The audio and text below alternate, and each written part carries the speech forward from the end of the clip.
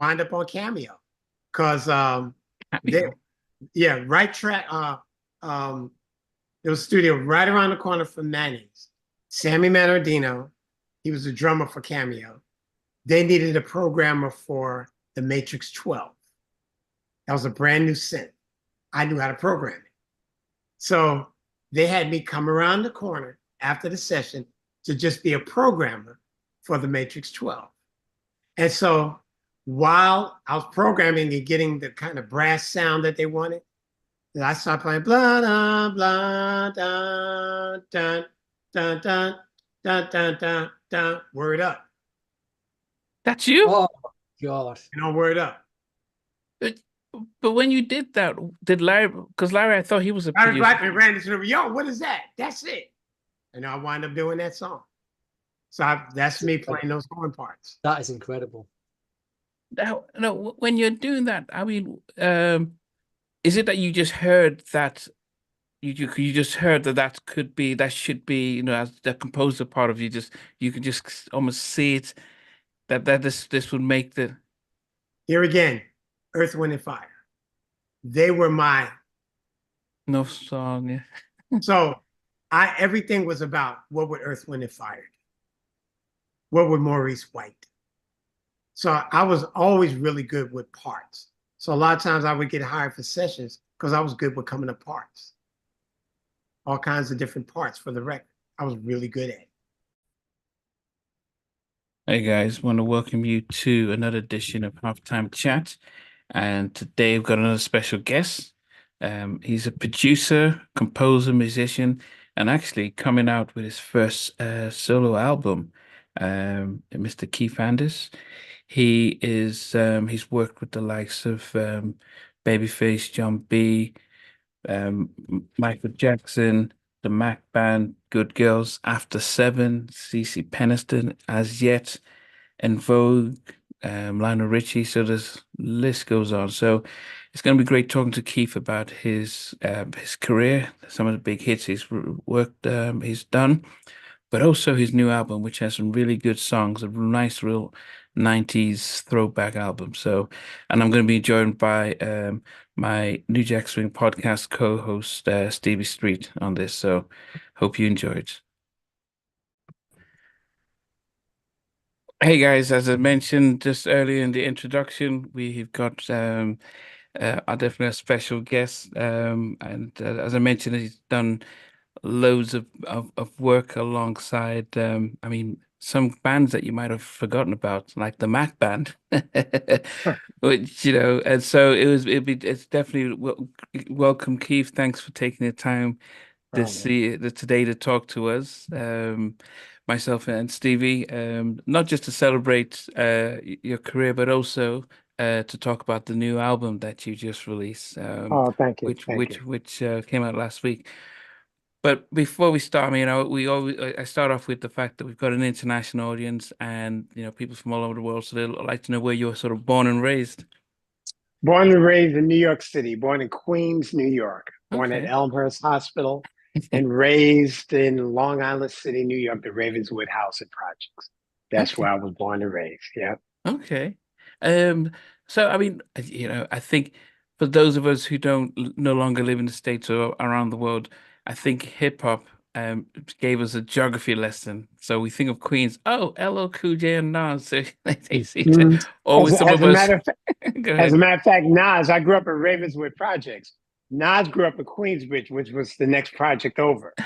And he and my brother Byron were friends coming up in school. So I've Wow. known Nas since he was a little bitty boy. Yeah. Wow. So, yeah. But It's a small world. Small world. Yes, it is. Yeah. but how would you? What was it like growing up in Queens? If we think about back in if we're thinking back in the day, because I think for those of us, as I said, I think I first heard of Queens when I watched Coming to America. But Yeah. but then there are parts of us who hear stories about not just hip hop, but also the crack Oh, epidemic. yeah. What was it like for you growing up? Growing up in Queens, growing up in Ravenswood, it was, this is going to sound crazy, but I had the time of my life.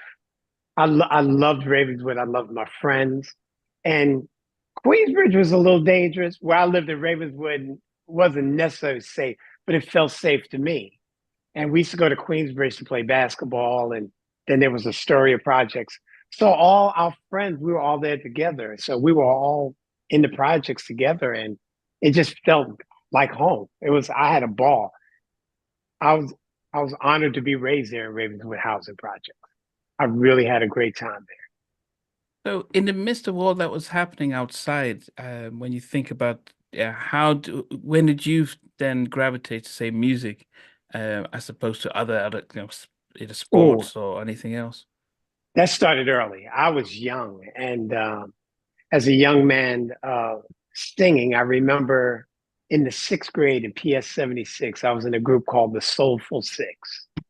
And I was like 11 or 12 years old, and I was a boy soprano. And I sang I'll Be There by the Jackson Five. And the Jackson Five was hot then. So you're talking about the early 70s. Okay. And that's the first time I heard the girls scream and everything else. And it started then, and growing up in church in Corona, the Antioch Baptist Church in Corona, where I started playing piano and stuff like that as a young child. And so that's where it all started for me, doing music. Okay. And so, I mean, I guess that, and I think that's one of the things that we've recognized, those of us who weren't raised in the US, that seems to have been the church seems to be in a good breeding ground to train and start raising people in the art of music more so than schools at times. Absolutely. Absolutely. And that's where because you get all these great singers, other musicians, and so you're around it, and there's a competition, and there's somebody's playing something like, "Ooh, what are they doing?" And you're learning. And these great singers, you're around these great singers, so everybody's inspiring each other, and it's a great place. That's a great cutting ground, a great breeding ground for talent. But at that stage, are people enjoying singing in church and enjoying the community and not thinking about getting a record deal? When I was coming up, we weren't thinking about a record deal. Well, I started writing songs, I would say at the age of 12 or 13. I Wow. started writing songs. And, but I was always enamored by the Beatles.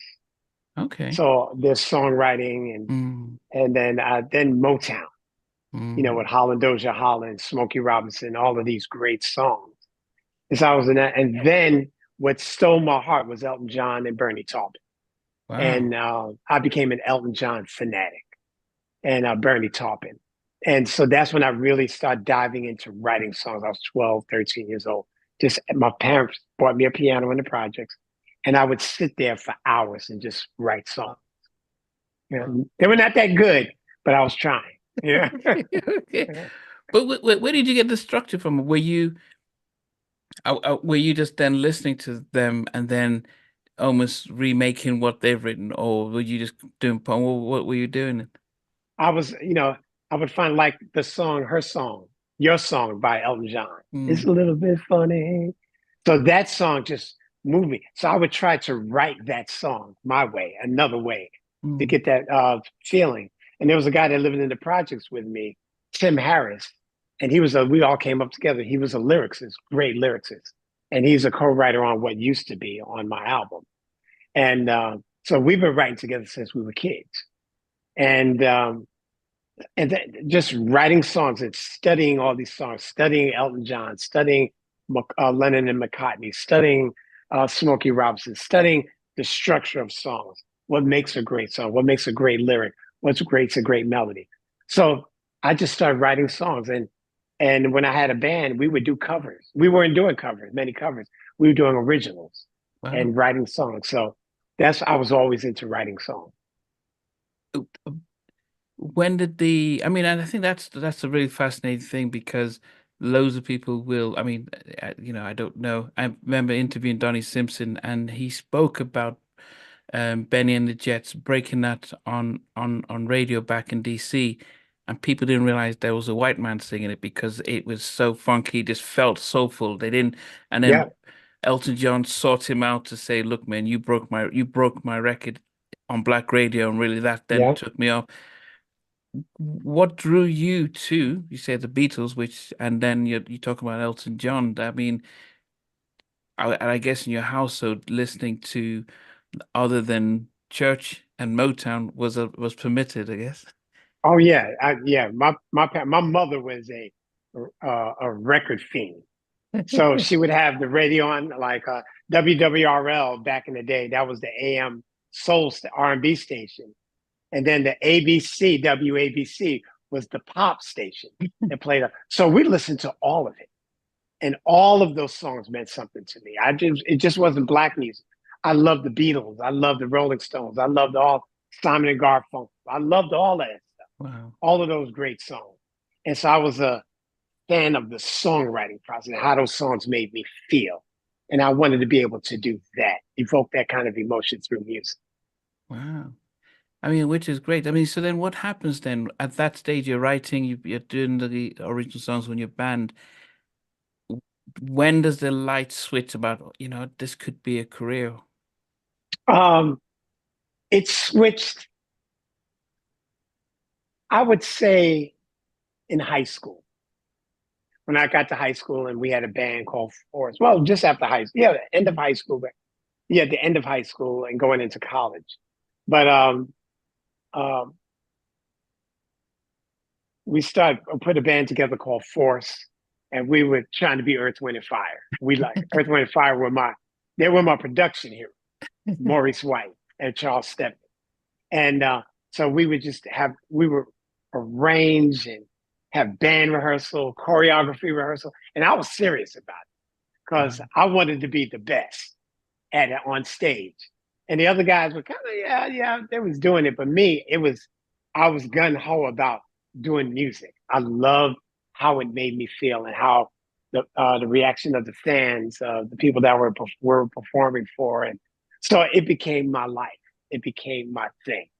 And then when I went into college, and I went to college with Marcus Miller, Wow.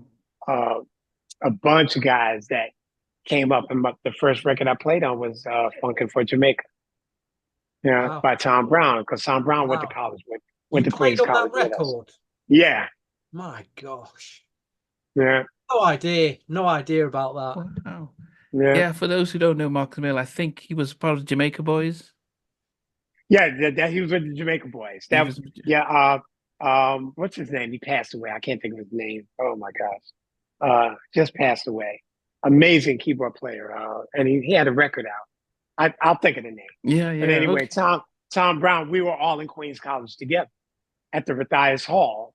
Marcus Miller, all of us were there together. Loris Holland, another amazing piano player and musician. We all went to Queens College together, and that's how we, wind up working together. Oh, so the band you had pre-college, you realized they weren't taking it seriously, and then you actually met your kindreds. Yeah, well, I still was with the band, but then when I got into Queens College and um, wanting to be an artist, and with the band, and then working at studying music at Matthias Hall and at Queens College, I started really getting more into arranging, having arranging and counterpoint classes and stuff like that. So in the basement of that hall, there was a bunch of cubicles that had pianos, and I would sit there for hours and just practice and play. And I remember my arranging uh, uh, counselor came in the room and asked me. He says, "Why are you just playing this piano? You want to be a great?" He says, "You should be an arranger. You should be a record producer because your arrangements are really, really good." Now, I didn't know what a producer did. I didn't know what that was. I just knew I loved the Earth, Wind, and Fire records and how they sounded, and I was trying to do that. And when the professor came in and told me about being a producer, that's when the switch turned on. And I said, "Okay, well, what does a producer do?" And I didn't know what that was, but I learned after a while after doing sessions and watching. And we'll get into that. Yeah. But yeah, And I guess for those of us who sort of grew up on 80s and 90s music, I guess we grew up in an era where the producer became king. So started off with Quincy Jones and the people behind the music, you generally didn't, well, apart from the Motown guys, but you generally didn't really know who did all the tracks and production wise, you know, a few George Martin and the Beatles. But you didn't, you know, it's not until the late 80s you're hearing about Kashif, Mewtwo, then Teddy Riley and LA and Babyface, Jimmy Jam, Terry Lewis, and that whole, and all of a sudden it's like, oh, producers, we know what producers are. Right. So back in your, who was the first well-known producer that you kind of thought you kind of, when you started to think about that, did you think, oh, Quincy Jones, or did you? No, Maurice White and Charles Stepney. Okay. Those Earth, Wind, and Fire records changed my life. When I heard those records, it was something that I never heard before. And I just was blown away. How are they doing that? And so I would read the liner notes, the credits, and I just saw Earth, Wind, and Fire, Maurice White, Charles Stepney. And I just was studying those arrangements and vocal arrangements. And it blew me away. Wow. You know, those guys. Okay. It kind of makes sense when we get to listen to All Night, so I can sort of see stack vocals and everything. But so you're finishing while you're in college. Then is that and you've switched to becoming a producer. What happens then? Are you then looking for producing opportunities or? Oh, well, here's what happened. And at that point, when I did the Funk Project, then I started getting the calls to play a lot of different records, and as a keyboard player. So I knew I was a good musician and come in and play and learn how to make. We used to make a record dance, and this was before computers. So all those records were played by live cats in the studio together. Wow. And so we would learn. You know, when I first started playing records, I wasn't that good at it. And that's when I heard, what's his name? I can't think of his name. He played with the band Stuff, keyboard player. He used to tell me about how to make a record dance. You got to learn how to make a record dance. And so then I started studying other keyboard players, bass lines and stuff like that, and learning how to make that record dance and stuff like that. And then I started getting called for a lot of sessions and things like that. And then with my band, Force, we got the opportunity to audition for Fred Petrus. And we won the Battle of the Bands. And we went to Milan, Italy for 2 months. Wow. To be revenge. Now, here's an interesting thing. When I met Fred Petrus, while I was there, I was playing the piano. And he said, man, I like your feel. I like your idea. I'm working on a new band. When I come back to the States, I want you to play on it. The band was Change. So the very first Change album, I'm playing on that. Glow of Love, Searching, Love is Holiday. I'm playing on those songs. I didn't even know that either. I need to check the credits more, but that isn't.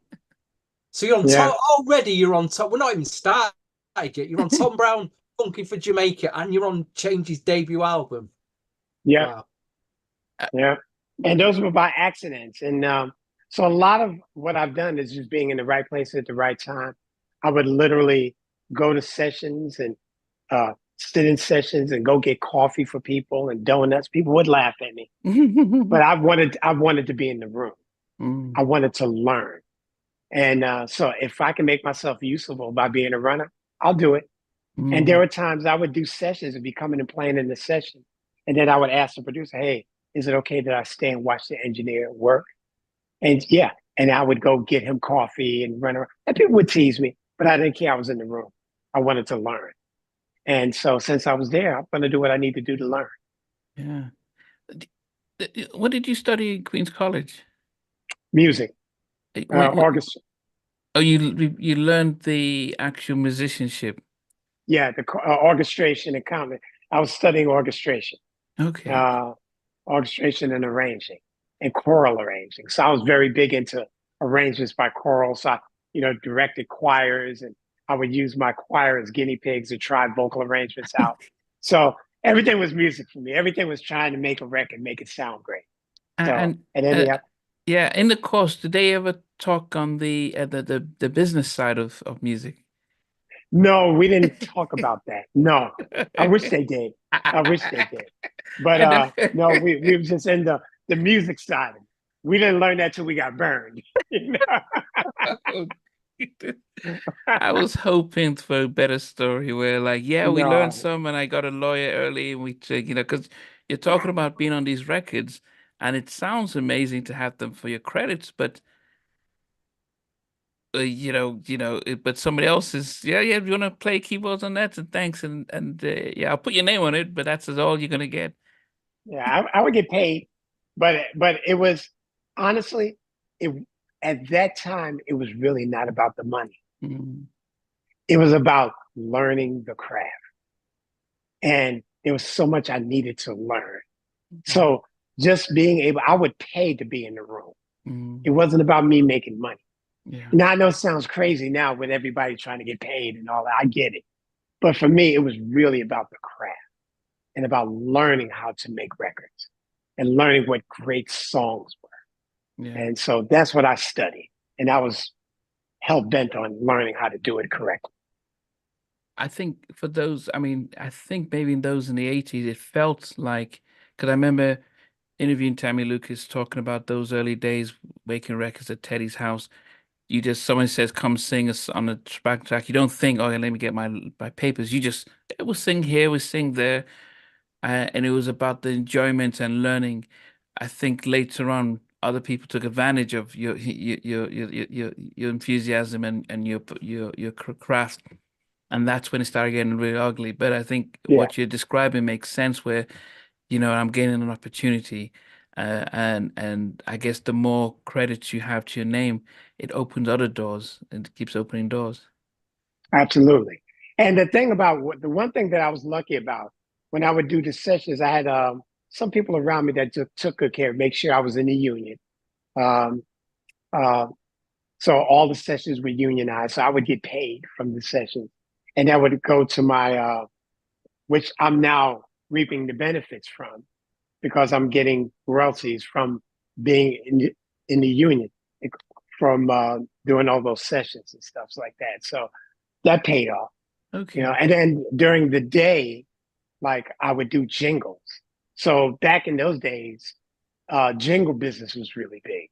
So doing commercials for McDonald's, it wasn't even McDonald's then. Be all you could be in the army and this, that, Okay. and the other. Oh, And you did so stuff. Okay. I used to do it. I did a bunch of that kind of stuff. That's why I met Luther. Luther was doing jingles. Okay. Luther was doing jingles. There was so many of us that would, our day job, we go do jingles. And then at night we make records. Yeah. And then I was playing in the band. So everything was music. I was playing at church on Sundays and experiment with the choirs on Monday nights at rehearsals. So it was all about learning the craft. Okay. It was, it was not, I never thought about money, which is crazy. But I thought about how can I make great records? How can I write great songs? At this time, what are your parents saying about the progression? College, you're doing your music, you're getting paid to do sessions featuring on the records. Were they like, go get, we need to get you a job, or were they like, okay, so you're on the right path? What was? Well, my parents were. My father didn't understand it at first because I was a really good basketball player, play high school ball. So he thought he wanted me to play pro basketball. Okay. But music took over my life. My mother understood it because she would be at home while I'm driving her crazy, sitting on the piano 8 hours a day, learning songs. And I was in the band. And then my father, when I had my band Force, my mother talked him into coming to one of our shows. And he actually saw us perform and he was blown away. And so I never forget, he said, son, you got that gift doing music, man, go for it. And so he was behind me. But he passed away before he saw me go to Europe when I went to Europe to work with Revenge and do the change thing and came back. And my father passed away in 1980. So he never saw the success. Wow. He never saw the success. He passed away at 48 years old, cancer. Wow. And so young. Yeah, so young. But he got a chance to see me make money doing music, and he saw my dream. He saw what I wanted to do. So I believe he's still watching from above. Yeah. Yeah. Did the early passing of your dad have any influence in how you wrote or produced it? Hold on a second. Can you see me? Yes, we can. Yeah. Oh, okay. Um, no, Okay. because I had my mom, and I was kind of being there for her, and I wanted to be strong for her. Okay. But during that time, I'm an emotional guy. I'm a very sensitive dude. So I can hear a song and it brings me to tears. So I would always write from that heart of emotion. And how does a melody make me feel? And how do the words speak to me? So I've always written from that point of view, and I never was ashamed of that. And I still write from that to this day. Yeah. Yeah. Yeah. As I Oh, you said, can hear that on your new album, but we'll get to that later. We'll get to yeah. that. Definitely. Wow. The so you're doing the jingles, and you are becoming a session musician. What then becomes um the transition into, okay, how do I now actually Okay. move forward? Okay. So after the band, and I got married, got divorced. So I'm working at back in New York. I'm working at Manny's Music. It was a music store on 48th Street, Music Row, and I was there as a keyboard salesman. But I knew I needed to be in the building because during that time, all the producers and everybody came to that store. Okay, so we had a little technical switch there, but luckily Keith has switched his laptop, which is actually better because we can Yeah. see you now and stuff. But before we stopped, we were sort of thinking about actually you went to work at Manny's. Now, for those of us who aren't in the States, is that like they sell instruments and you're Oh, sort of a lead keyboard like what they would salesperson? call like the Guitar Center or Oh Sam. yes, okay, yeah, And it yes, was yeah. a privately owned store on 48th Street between 7th and 6th Avenue. And I went in there to be a keyboard salesman Mm. just because I know that was the center of the musical universe in New York City. So Wow. I needed to be there where people could come and hear me play. So all day I'm just auditioning on keyboards all day long. And people and all the big producers, this is before the internet and all of that stuff. Yeah. So they're coming and buying equipment and hey, what does this sound? So I'm playing all day. And producers are walking up to me going, hey, here's my number. We're over at Right Track tonight. What are you doing tonight? Come by. And that's how I wind up just rattling up songs, just playing on people's records. I don't know if you remember Gavin Christopher. I do remember his album. I remember his album. Yeah, that One Step Closer to You. Yes, I remember That's that. me. That's me Wow. playing. Gavin Christopher came into you Manny's. You need to stop this. You need to stop this. He came in. Gavin Christopher came into Manny's. Heard me Wow. play. Hey man, I'm over at the Right Track next door. Come by after. I come by. What do you hear? And One Step Closer to You. Wow. Oh Wow. my goodness. And And with meeting him, I met Carl Sturken and Evan Rogers. Oh, stop it. Stop it. That's how I did The Facts of Love. Yeah, I did the bass line on Facts of Love by Jeff Lorber. And a bunch of other records. Oh, so Karen, did you meet Jeff and Karen, or did you just play the music and they sang all the track? I just played the music. I did the bass line, a couple of other things. And then Jeff Lorber did the piano. And that was with a CZ 101. I was coming from Manny's Music, had that little CZ 101. And Facts of Love, that was the song. Wow. Yeah. I think the first question is, were you making sales at Manny? Oh yeah, I was killing. I was making a killing. Yeah. Because and literally people would come to Manny's to come see me. Wow. Because I was there. That's how I wind up on Cameo. Because Right Track. There was a studio right around the corner from Manny's. Sammy Manardino, he was a drummer for Cameo. They needed a programmer for the Matrix 12. That was a brand new synth. I knew how to program it. So they had me come around the corner after the session to just be a programmer for the Matrix 12. And so while I was programming and getting the kind of brass sound that they wanted, I started playing blah, blah, blah, dun, dun, dun, dun, dun, dun, dun, dun, word up. That's you? Oh, God. You know, word up. But when you did that, did Larry, because Larry, I thought he was a Larry producer. Blackman ran into the room, yo, what is that? That's it. And I wound up doing that song. So that's me playing those horn parts. That is incredible. Now, no, when you're doing that, I mean, is it that you just heard that you just heard that that should be, you know, as the composer part of you could just almost see it that this would make the Here again, Earth, Wind, and Fire. They were my no song. Yeah. so everything was about what would Earth, Wind, and Fire do? What would Maurice White do?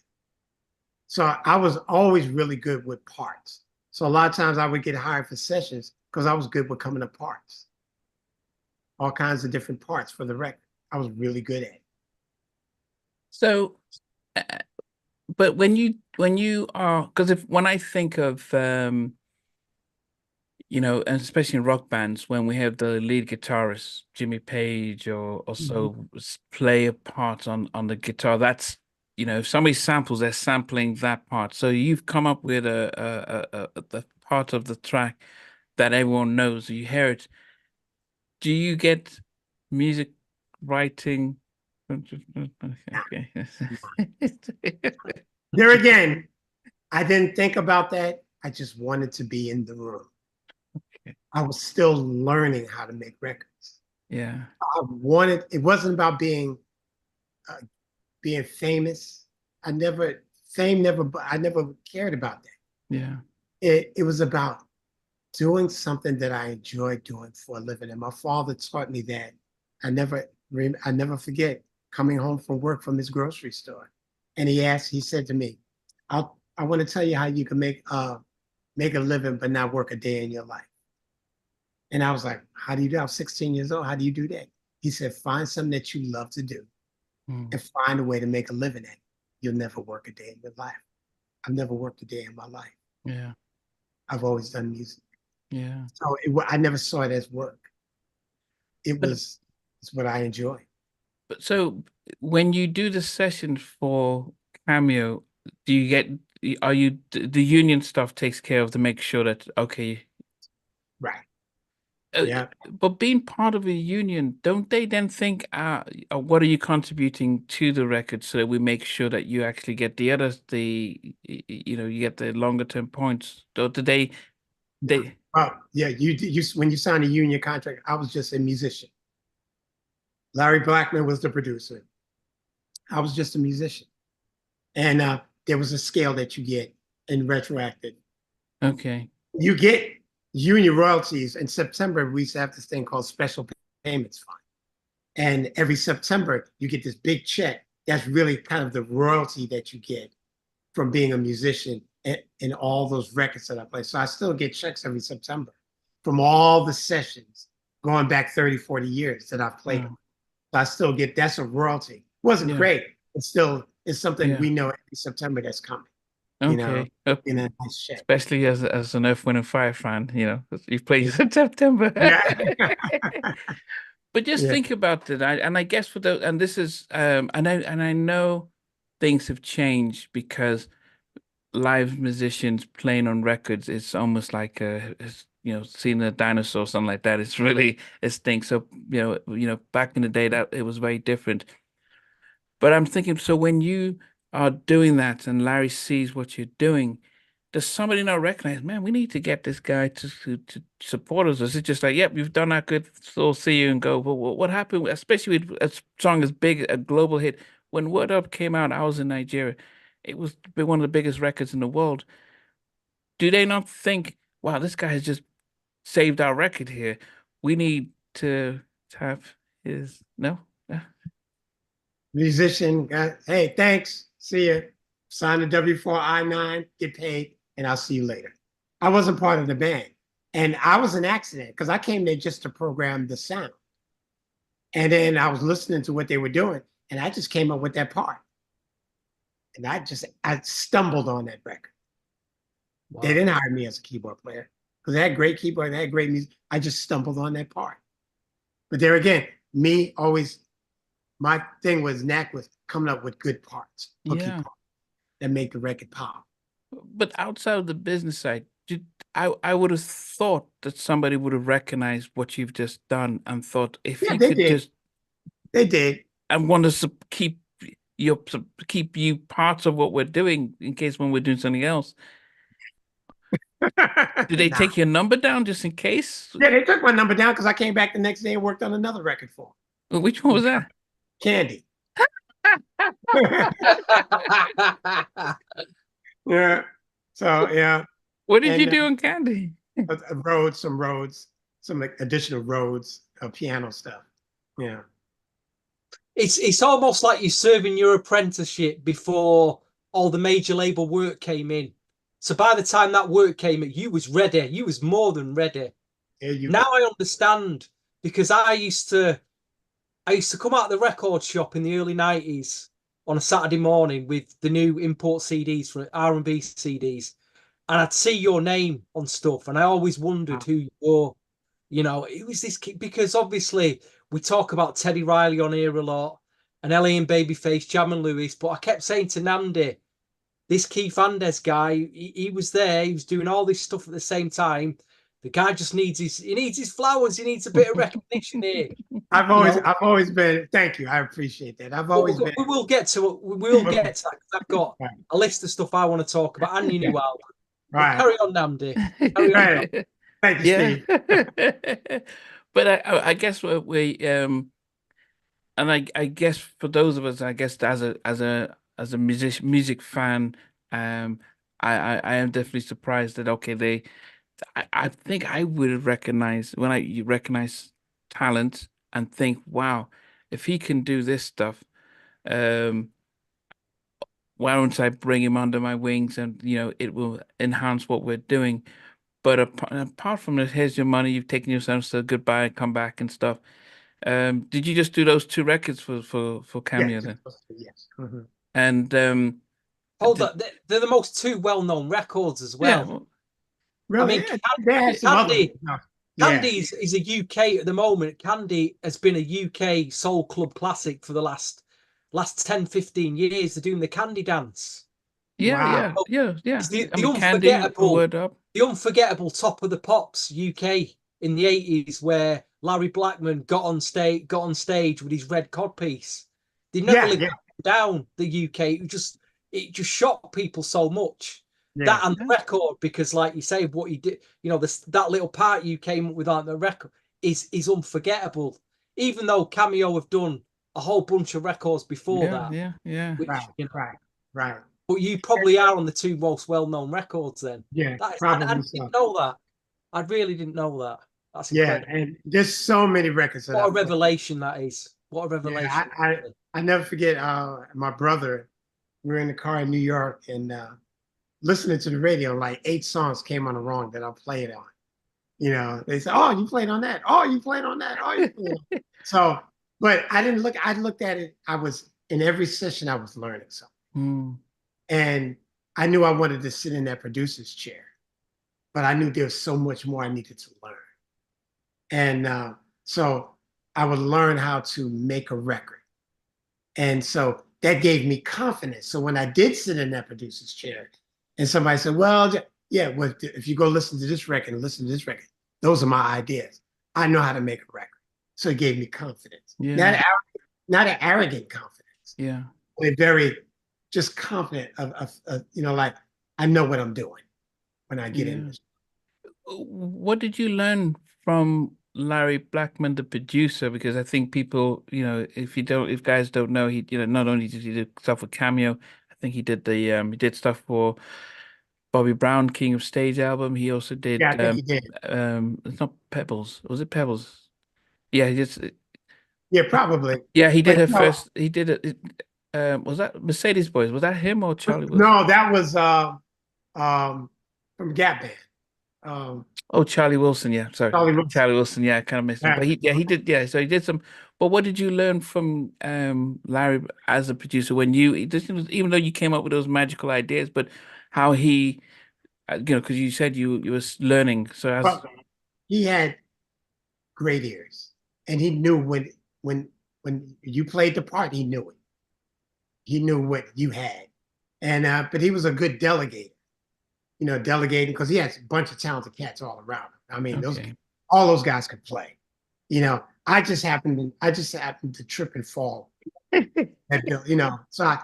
it wasn't. I was there as a program, and I just happened to trip and fall. So hey, thankfully he liked what I did, and they called me back, and I did another song, and I never heard from them again. So, are you kidding me?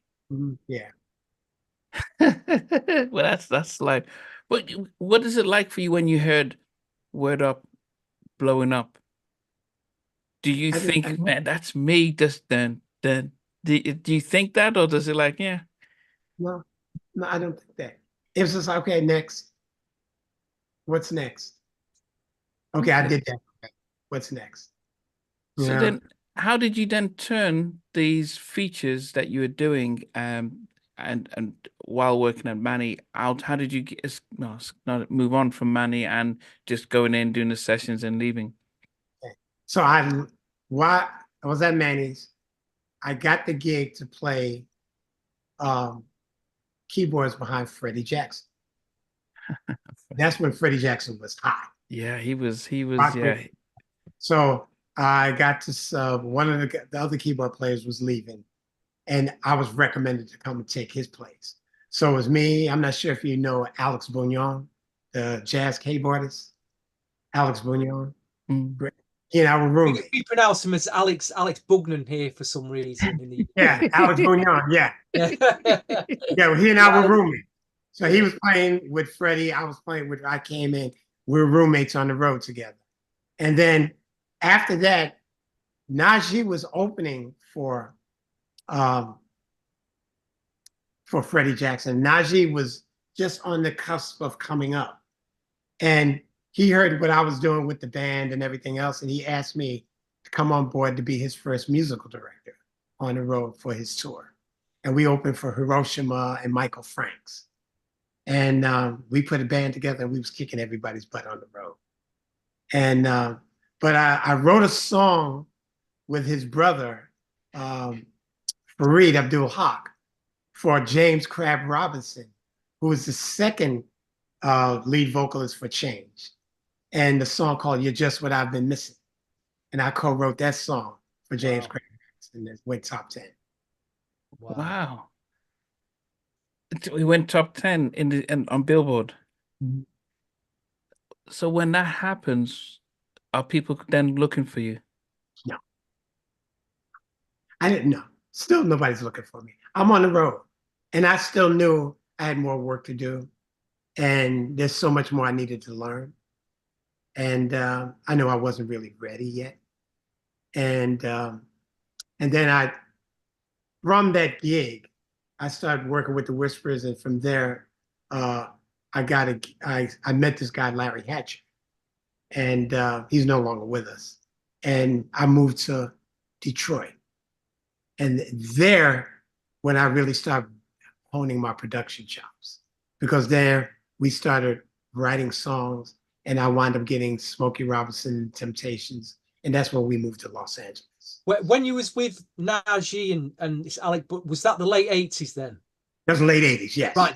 Can you dispel this myth for me? Because there's one record around that period I want to ask you about. Royal Delight, I'll Be a Freak for You. Did you have anything to do with that record? No, I didn't. I know the song, but I didn't have anything to do with that. Like I say, dispelled that myth. Okay. Yeah, we're talking, when I was with Najee, we're talking. You seem to be credited on that on Discogs. I don't know why then.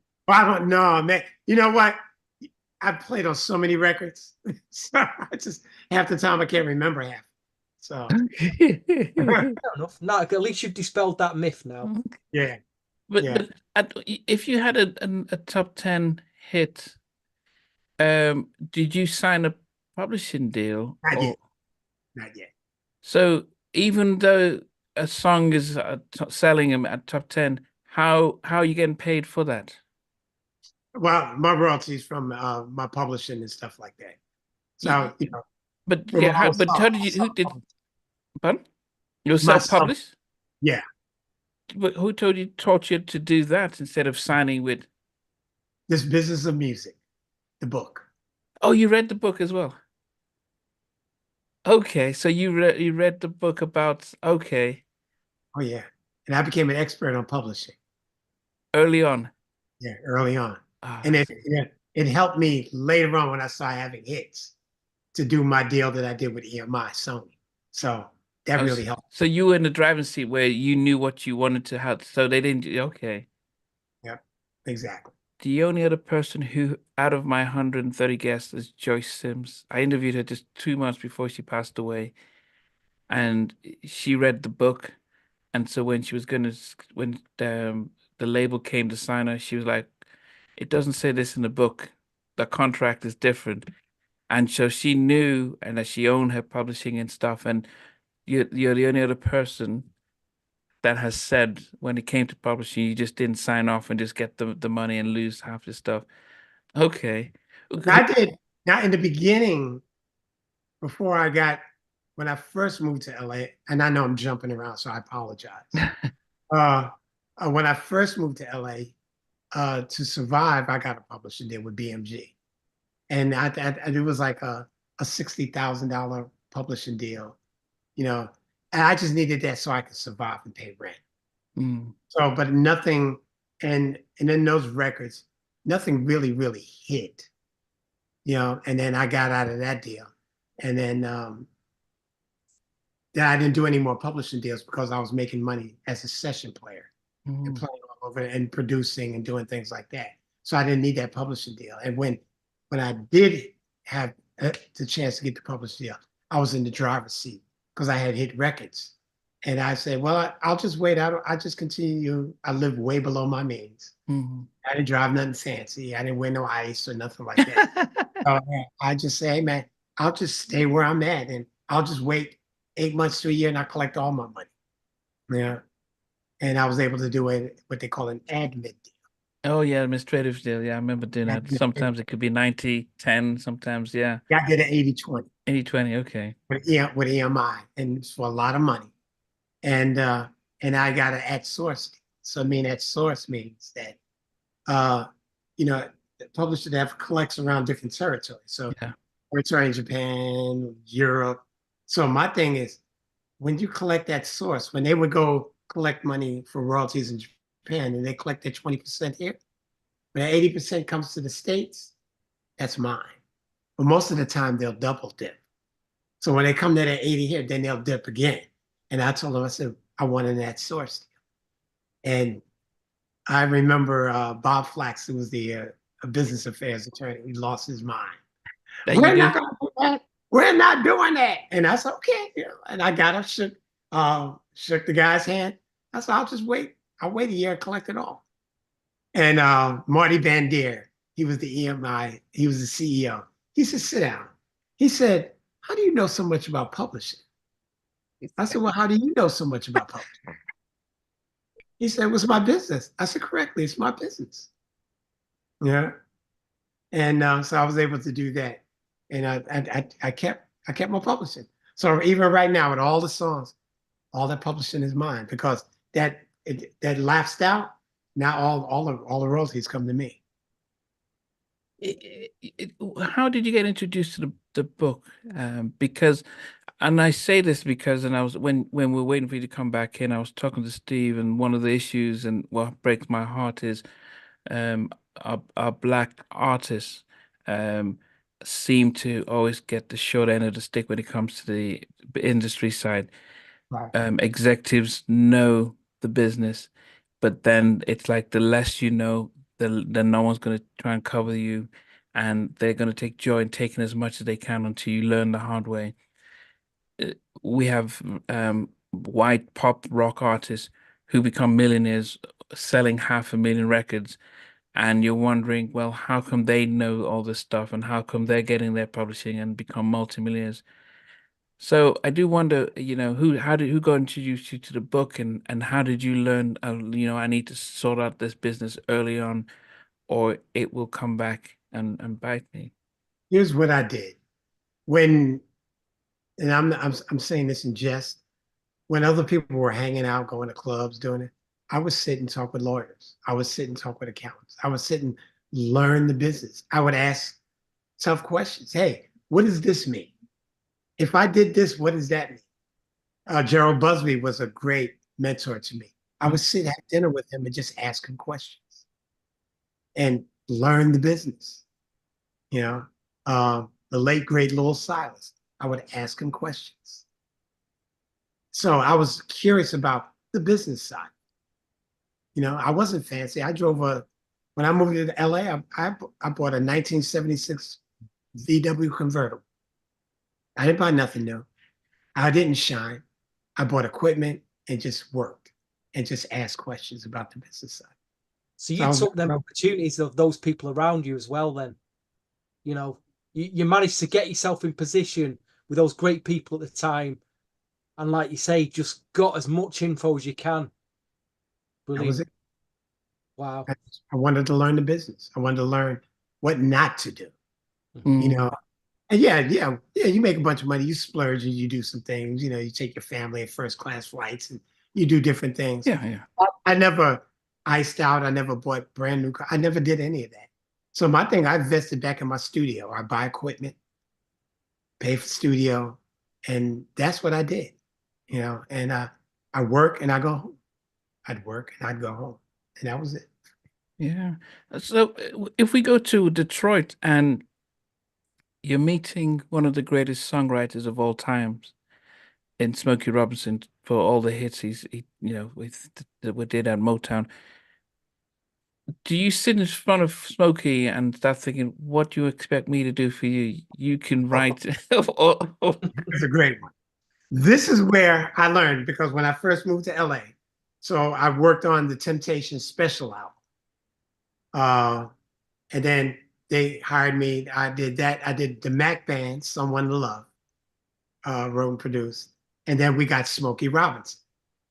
So when I got in the studio with Smokey Robinson, and I never forget, we cut that at Hollywood Sound.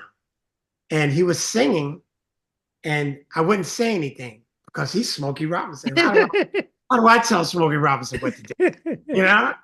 And so he would be singing. I go, yeah, okay, yeah, sounds good, man, good. And he knew it wasn't good. So he called me in the booth. He said, hey, man, come in. And he said, the reason you're here, I heard what you did. I want what you do. So don't let me get away with stuff. I went, okay. And after a while, he said, man, I created a monster. I called him back 3 times. I said, okay, we got to get his first 3 lines in the first verse. And he said, I created a monster. No, but but it may seem funny, but I think Darrell Sims said the same with Aretha Franklin. Yeah. He was and she said the same thing. You have to correct me. You can't, but it must be hard though. I mean, yes, this is the Smokey Robinson. He did the for Temptations and stuff. And one of my heroes. How do I tell Smokey how to sing? Which version? I mean, who was still in the Temptations when you worked with them? I'm sure Ollie Woodson, Otis, Richard Street. Oh, Richard Street. Melvin Franklin was still alive. Oh, Melvin. I can't think of Ron Dyson. Okay. Is it the track Friends that you? Is it the track Friends? Yeah, I did Friends. Go ahead. Yeah. Kicking it with my friends. Go ahead. I mean, Smokey Robinson. That album, that Motown, that album in 1990. There's some new. He did New Jack Swing on that album as well. Right. It's really good. There is some really good. It didn't take off that album. No, it didn't. Some gems on it actually. Right. Some real gems on that album. Yeah. And then I'm sorry. You've just skipped one of my all-time favorite records. Okay. You just can't and skip by it, I mean, these guys, we talk about these guys on our New Jack podcast every other week. Who's this? Right. The Mac Band. Oh, the we Mac all Band. talk Yeah, about yeah, the Mac, yeah, and, yeah. I say, these guys, again, the Soul and Song, they had a worldwide hit, but where are they? What happened to them? Why are they not on social media? Why are they not, telling what we did back then, Those guys were really, really good. They could sing. They were special. But did they suffer because Roses Are Red was such a global hit? Did it mean that people wanted to hear the next similar LA and Babyface type of follow-up, or It could be that. We did pretty good with Someone to Love. We made the charts. But I think that was a very LaFace sounding record, really, wasn't it? Right. I mean, yes. a great record. It was Right. a great. But like I say, it didn't take off as big as Roses Are Red. But no. Soul for the Soul for More jinx, I guess, in it, really. Yeah. And I think, and after that, they didn't. I don't think they made another record after that. They went independent. They had an album on an independent label, and then that was it after then. Okay, I didn't know that. Okay, great. But they were amazing. Well, you had the lead off single, didn't you? Yeah, Someone to Love. Yeah, that big lead off single. Yeah, Yeah. No, it got played a lot. It got played a lot in the UK. It got on soul radio and R&B radio here. That was a big record. Right. Yeah, Someone to Love. Yeah. Had you settled in LA now when you were doing these tracks? I'm in LA. That was 1989. I moved to LA. Yeah. So who's getting the artists? Who's networking? Do you have a manager who's doing this, or what's happening? I don't have a manager. Gerald Busby, and then Lil Silas. Okay. So Lil Silas, I became one of his secret weapons because Lil Silas used to do a lot of remixes. Yes, so I heard he was a DJ. Yeah, so he'd always hire me to play and do all those remixes for him. So anything that he was working on, he'd call, hey, come to Larrabee West.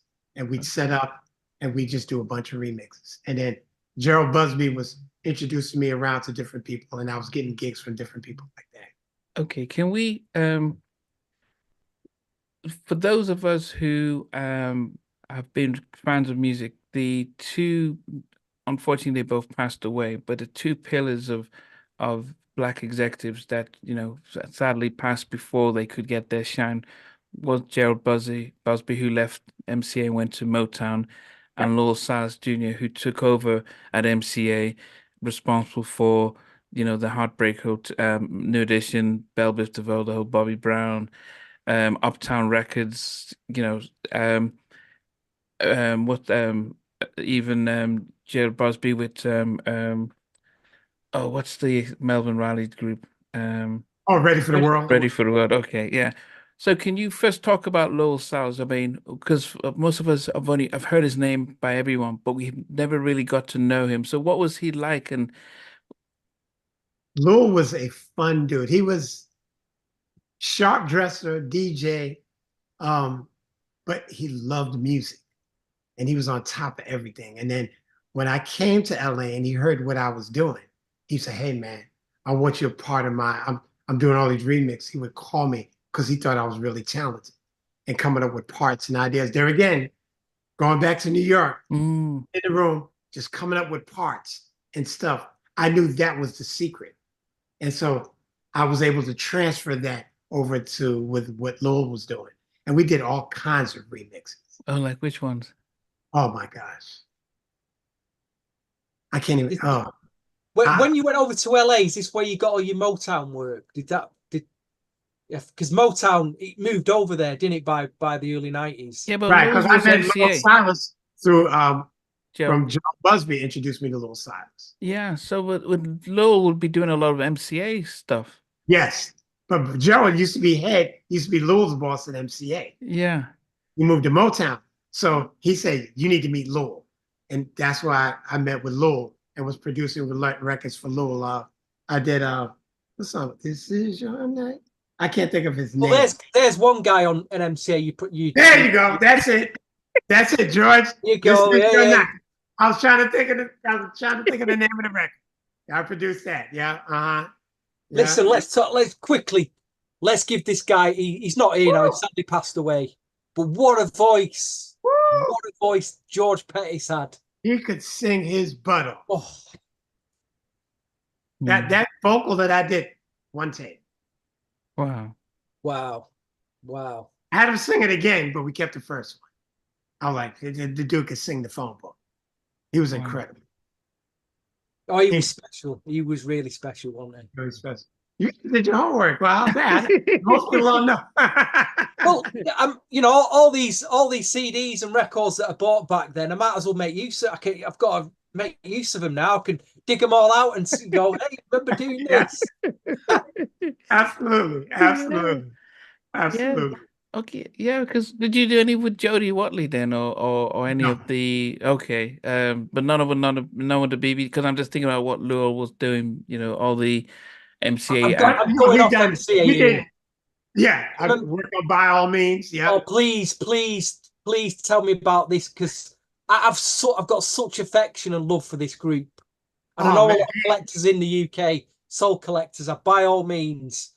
By all means, you know, again, their story needs to be told. I know one of them's passed away. Yeah, rest in peace, man. I can't think of his name. Oh, Jesus.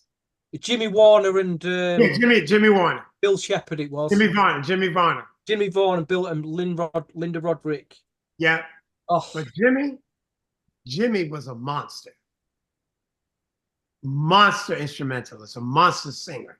Jimmy was a bad boy. And he produced with his boy Stan Shepard, who's a good friend of mine. He's still in Chicago. And then we did that special album. They did half that Temptations album. We did the other half of the Temptations album. Yeah. And that's how I met them. And then they had me come and play on some of their stuff because Jimmy liked the way I played. He said, hey, man, could you come and play on this? And Jimmy was an amazing player, but he liked my touch and feel and ideas and stuff. So, yeah, I just learned playing on all those records. You just get better. You learn tricks.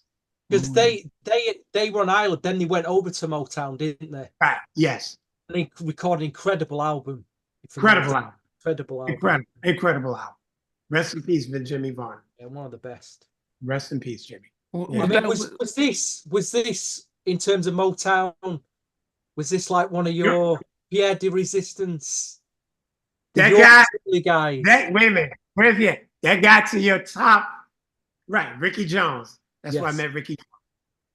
Yeah. And Ricky Jones and I still write songs since he's my brother. And I love him like a brother. I talk to Ricky 3-4 times a day.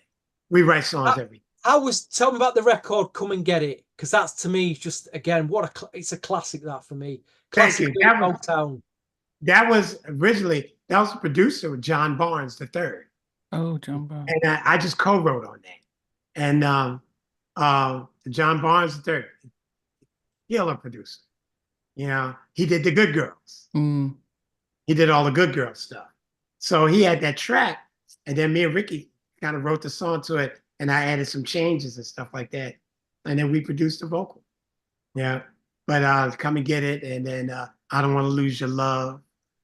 There's so many songs on that. That was a really strong album. But we got caught up in the Boys to Men thing. And all the money went to Boys to Men. And then he got caught up in all the money going up to 98 degrees. So it all happened. This is your type, now kind of what you'd ask, but what is going on in your head around this time? This must have been so exciting for you. I'm buying these records. You're making them, and you're in the studio and seeing them come out. It must have been incredible time period. Yeah, you know, it was. But you know what, Steve? I continued to work. That was done already. So what's next? What's next? Every day I'm in the studio writing, coming up with new ideas. You know, so that's what I was taught. Don't sit and don't look back. Keep looking forward. And that's all I always did. I always just kept moving forward. Didn't you, when you come out of the studio, put the radio on and then you'd hear what you'd done? Yeah. And then I said, okay, that was cool. I did it. All right, look, what's next? Yeah, but then do you look back and think and wonder, did you let it pass by just because, you know, and not really enjoy it? Or because I do wonder, and I'm nowhere near what you ever done. But if I look back at all the people I've interviewed, and sometimes I'm like, wait a minute, I spoke to Elder Bard, I spoke to DJ Cab, but I don't enjoy it because I'm thinking, okay, I need to get the next person, and I'm learning to take time off to look back and really feel appreciated. But did you ever get to do that? Because your work's come in, you're I, wish- seeing. I wish I did. I didn't get a chance to smell the roses Mm, because I was too busy working, and I was a father. So I would work and then come home and be with my boys. And so that was important to me. When people would go, let's go hang out, let's go do this and do that together. I never did any. I'd come, I'd do my work, talk to people, and then I'd head home. Or I'd go to the next thing, or I'd go to my studio and write. So I wish I took more time to smell the roses, but I didn't. And I'm okay with that. yeah. So we look at so I interviewed Shireen from the Good Girls. I remember, yeah. Okay, and so she talked about her and Ricky. Ricky was also they were signed to Motown, but they didn't come out. What was at that point? So what happened with yours truly that they didn't come out? No, not come out. They had an album out, but they didn't. The success wasn't there. What do you think affected their success? All the money and promotion went to Boys to Men. Everything went to Boys to Men. This was around argue with that. 91? Because we came out at the same time. Oh. And I remember, I never forget, because I went on the road with yours truly to do the radio promotion because I needed Jonathan Clark, who was their manager, say, hey, I'm gonna send you out because I want you to learn that side of the business too, the radio side. Mm. We'd go out with the Motown reps, and we was loving a Boys and Men record, and the Motown reps would say to us, "Hey man, Boys and Men is listening to Yours Truly record. All they play is Yours Truly." I'm like, really? Because we're thinking nobody hears us. He said, no, they're playing your record and they're listening to your songs. They're loving what you. They play it all the time. And we just got caught up in all the money, all the promotion went into Boys to Men, and Yours Truly broke up. Was it that Boys to Men sounded more younger and current, or probably.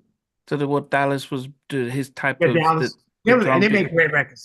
Dallas was killing it, and they had Michael Bivins, so they had the BBD thing, all that, so all of that hype together, and they made a great record.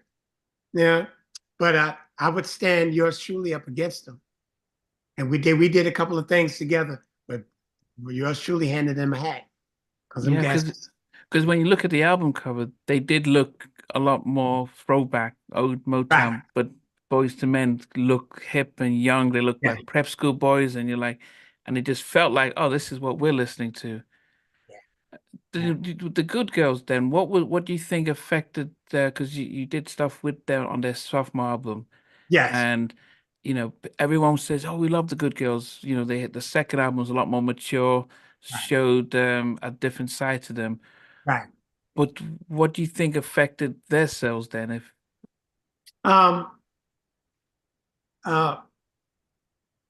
well, they started with the Catholic school uniforms and all this. Then they started turning into young women. But then internal turmoil with the group, so those kinds of things, kind of broke them apart, so. But also, but I was wondering how Motown, because Jared was at Motown, and I guess the transition from the old school of the old label, well, they still had the Temptations and Diana Ross and Smoking Heavy on Stevie, but then they're also trying to steer the ship to how do we then accommodate some of the more, like look what look what Uptown are doing. Pretty in Pink. So they come out with Pretty in Pink. They come out with the Good Girls and Yours Truly, and Boys to Men, and it's almost like, oh, that's sticking. Let's just put everything in there. Yeah, it's it just internal things with the group, internal things with management, So there's a lot of things that happen, that I'm not that privy to because I wasn't around it. And it caused them to, separate and go their separate ways. And sometimes you hear a number of people that be in this business, they just get tired of it. Yeah. They just say, I don't want to do this no more. It's not fun anymore. And that was the thing that I tried to stay out of the politics because it was always about the music for me. Mm. And I'd stayed away from the politics. Now that might have hurt me, to have the name and stuff like that. But I didn't care. I cared about making a living, making music and doing what I love to do. That was what was more important to me than anything else. So when yours truly don't, they don't chart and then the label, are the labels saying, Motown saying, we're going to have to drop you? Or how did that, was that hard because you and Ricky are friends, or for you? Or Oh, well, what happened is, and here's the interesting thing. Ricky and I, once we became writing partners, so we just started writing a bunch of songs. And we wrote Gonna Love You Right for After 7 for the Sugar Hill soundtrack. Wow. So we wrote that song. Hence, that's how I got to meet Babyface. okay. And that's how I started working with Face. Okay. And it happened because of Gonna Love You Right. And Kevon calls me and he goes, hey, Kenny wants to meet you. Because he heard that record. He said, man, who did this record? And then I went on a run with Babyface, But Ricky and I continued to write songs, and we started writing songs for the next Yours Truly album because we didn't know they were going to get dropped. Well, the songs that we wrote for the next Yours Truly album wound up being on After 7's Reflections album. Wow. Before we get to this, because it's getting bigger now, before we get to that, right, my recollection of like Yours Truly and the Good Girls, I'm coming from a UK perspective, those records did get promoted here. It's just that I remember going into the record stores and seeing Yours Truly 12-inch records and the album, the vinyls was out there. I seen DJs buying the records, the Yours Truly. But the UK in the time, we were in the midst of grunge music. We had indie music that was massive, and we had rave and house. So all the black music departments here, the smart that were part of the majors, they were fighting against promoting black music. Really, at least the records got released though. Got an opportunity to get them. There's one other guy on Motown. I don't want to forget this guy. Tell me about this guy. Oh man, he is so gifted. That song, Do You Want to Go With Me? And I remember doing that track and he was blown away because I heard him sing and I was like, he needs an up-tempo. And so I went back to my studio, came over with it. He came over and we wrote that song. He is amazing. Really, really gifted. Tim Minor, Do You Want to Go With Me? Listen, as well as you doing writing ballads, which is probably what you're known better for, you did do the New Jack sound. I mean, yes. Now, you always like to ask about the Teddy Riley. Here's your chance here, because my guy was doing New Jack. Yeah. Was that because of Teddy Riley, or was that because of label peer pressure saying we need you to do this sound, or is it something you was into, you wanted to do? Oh no, everybody loved Teddy Riley. Teddy Riley owned the world, and so his records were incredible. So you want to get that flavor, but I wanted to put my twist on it as well. So yeah, no, we all were influenced by Teddy Riley. Everybody was. Them, Jimmy Jam, Terry Lewis, LA and Babyface, that was the trifecta. Those guys were killing it. Well, Teddy's younger than all of them, but I mean, I just wonder when you're hearing something like a Groove Me, a Prerogative, or I Wanna, does it seem like how's this music just gone? It feels like R&B is made younger all of a sudden, and people on the street can relate to it. But as a producer yourself, how are you interpolating what he was doing? Because he wasn't in a big studio. Sometimes he was doing it in his bedroom. Right. As a producer and as a composer and arranger, could you hear what he was doing and thinking, Yeah, but a lot of times, during those times, I wasn't using loops. I was like, man, how's he getting them drums to do that? So then I'm learning, oh, he's using loops and different things and different rhythms. So that was a new trick I had to learn because I was just programming everything. And I'm like, how's he getting it to feel like that? And I understand it's loops and different things that are up underneath the thing. But I was the kind of guy, well, he's already doing it and everybody's up. Why? I don't want to chase that. Let me find my own lane. And I've always been one of the guys that let me find something that fits for me. And that's my lane. And even though I admired Teddy, big fan of his, but I didn't want to chase that because they were already doing that. So let me find my lane. That's the way I looked at it. because a lot of people were trying to imitate that. Even the Right. Good Girls, their first album, there was a lot of they felt like, okay, the new Jack. Um, but you notice with Jam, Lewis, and LA and Babyface, they had their distinct sound, and it set them apart. So I would always know LA and Babyface because LA the drummer, so you hear his drums on a track, Babyface with the lyrics, but also his background harmony. So you know when Face is singing, or maybe sometimes it'll bring a Karen White in, and the way it goes. So and you can hear Daryl as well. So you could hear the three of them in a record. But with Jimmy and Terry, you could also hear what they would do. But then as I say with Teddy, you could hear his stuff. But those who are trying to copy, you could hear the duplicate, and it's not up to it, and it doesn't seem to fit. And it's interesting that you said that when you think of those three entities, Teddy, LA and Face, Jam and Jim Lewis. Jam and Terry, they all had their own sound.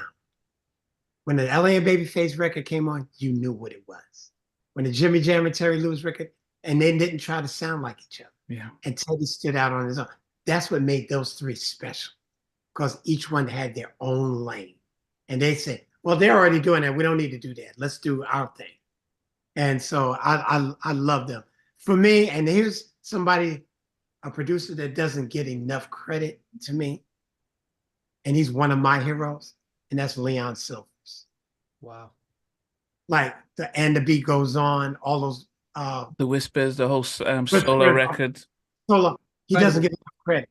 No. His records were incredible. You know, that those what is the name of that group? His name The Whispers or the Whispers, Silvers? Shalimar. Yeah. What's the name? He had that record, Here I Am About what was it? Dynasty. His group Dynasty. Man, those records were incredible. And yeah, Leon Silvers, he doesn't get enough credit. He's one of my top 5. Okay. Well, that's for the end of the show. Yeah, Top okay. 5. Yeah, but I just wanted to give him his props because he's so not named, and he's such a big inspiration to me, Leon Silvers. Yeah, I mean Teddy brought him to work on the first Blackstreet album. Before I let go. Yeah, before I let you go. So he brought him to work on some of the first Blackstreet album. And that would be somebody that be hopefully by the summer I can try and get on to a younger generation. Oh, I'll be there watching that one. So how do you then find, because Stevie has a lot more of the track that you've done, but how are you finding a way to make sure that you are finding your sound and you can learn from the others, but you are being distinctive? What are you trying to do differently? What feels good to me. We all borrow from each other. And then I may learn something how LA and Babyface do something. Then I said, okay, I did that. Now let me twist it on my head. What would I do with this? How would I approach this? Oh, no more Howard Maurice. Nah, how would I approach this? Wow. How would I approach this song? What makes me feel good? So then I started finding my own DNA to put in those songs. And I understood that I loved harmonies and background arrangements. So that was one of the things I leaned into. That, using background vocals as like another instrument. Yeah. You know, so that was the thing that I loved doing, you know, from my choir days and stuff like that. So before we move on, Gerald Busby then. So what was he like? Because we talked about Leon Lowe, but Gerald Busby. I learned, he taught me so much. Here's a serious story. How I wound up, I was with this partner, and but the word got around town. They said, well, this guy, yeah, these two guys from back east, and but there's this one guy that really does all of it. The other guy, he was chasing women, he was doing the Hollywood, you know. And I never forget, we were at Cherokee Studios, and Gerald Busby put me in the studio with Johnny Gill. Gerald Busby comes by the studio, and I'm there by myself. The other guy's off chasing women, doing what he does. And so I'm writing the song, programming it. Then Johnny comes in, and I'm doing vocals and everything else.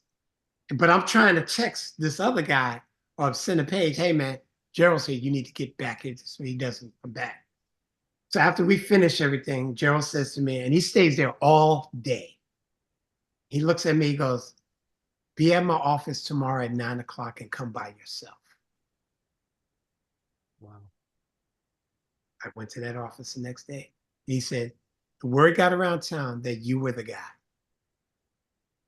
So I want to vest. And that's when he introduced me to Lowell and other people and doing other things, working with other people. And he said, I want you to come here and just move on from that guy and do your own thing. And that's how that happened. This was like 1991, something like that. But before then, what kept you from actually separating since you were doing all that by yourself? Was it loyalty? Loyalty.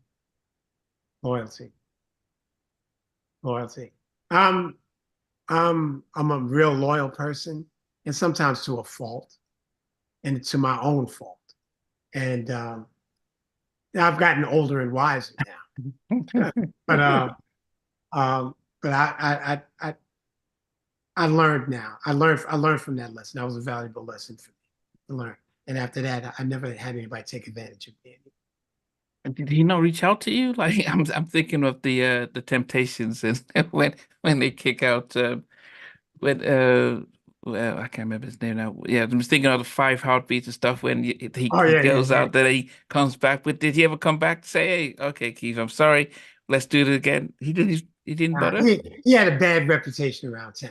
Okay, and he's passed on, so I'm not. Okay, no, yeah, yeah. So that's why I'm not mentioning his name or anything like that. Yeah, but he had a bad reputation around town, and so I just needed to get away. That was bad. I just needed to separate myself from it, get away from it. Yeah. Yeah. So Gerald, but you said he wanted to spend the entire day watched for himself before. Because word got around town, the streets are watching. And so, you know, he was out chasing women, doing this thing. I was always in the room doing the work. And he was out hanging out with the chicks, doing all, you know, he was living the Hollywood life. And I didn't care about that. I was just in the studio working. And you still split this, okay, but they know that they were paying both of you. Right, stuff. right. And, but I wouldn't rat him out. You know, I just kept doing my work. And then Gerald Busby got to work. And that's when Gerald Busby came to see for himself. And he saw for himself. And he said, you come tomorrow, don't bring him with you. Wow. And if you do bring him with you, then lose my number. Wow.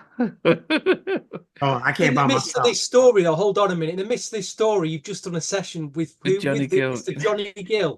Was that the first album? Is the Prerogative album? Can you remember what track it was? Or no, it's a song that the record never came out. I'm gonna say, I bet this record didn't come out, and you just, no, you know, no, it never came out. And I bet you've got it hidden somewhere. I bet you've got it hidden somewhere. Yeah, I got it somewhere. Oh, yeah. I'll be chasing you on that. All right, okay. I'll be chasing you for the next 10 years for that record, then. Yeah, but now you'd be surprised the hundreds and hundreds of records that we make that never see the light of day. Oh, it's just crazy, isn't it? The 90s, this 90s ain't just a story about what came out. It's also about what didn't come out. Yeah, absolutely. the hundreds and We know thousands. you guys have got all this hidden stuff, but again, that's for another conversation. Yeah, but then so after you're going solo and doing the production yourself, um before what before Babyface does call you to meet up, you know, I think one of the most unsung voices in R&B is Kevon. It feels as if he can sing the phone book, and I think people just take him for granted, just his voice, his vocal arrangement, just Oh my God. Him, he and the late great Melvin Edmonds, yeah. they were an incredible 1-2 punch. Because Melvin was so soulful. Mm. And then Kevon with that voice that like an angel.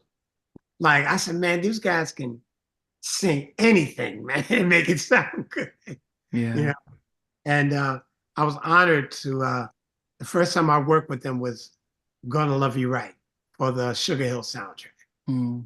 And Gemma Corfield, who was at Virgin, heard the song. There again, Gonna Love You Right was going to be a Yours Truly record for their next album. Yeah. But then they got dropped, and then we wrote it for them. They heard it, and they came in and loved the song. We cut it, and I think it went top 10. I don't know how far that song went, but it did really well.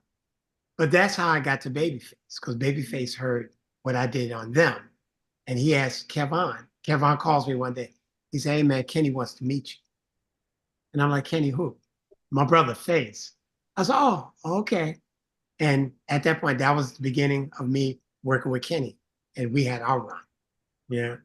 Okay, so but at that time, were you and Ricky doing a 1-2 partnership?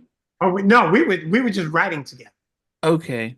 We were writing, you know, we were just writing a bunch of songs. So, but And then, yeah, when Kenny's calling you to come over, does it, are you, does it, because you're not really on the low doing stuff for him, you're not on the Gerald, are you just, anytime you get, okay, freelancer. And I'm not signed to anybody. So when Kenny called and he said, "Man, I love your writing, I love your arrangements, and blah blah blah." So then we just started writing and doing things together. Yeah. So I mean, so when what was it like meeting, this generation's greatest songwriter? What was that It the was first? uh daunting at first, but I had to remain composed. I say, "Hey man, well, I'm a professional just like he is." Yeah. And guess what? I didn't call looking for him. He called looking for me. So that gave me some confidence.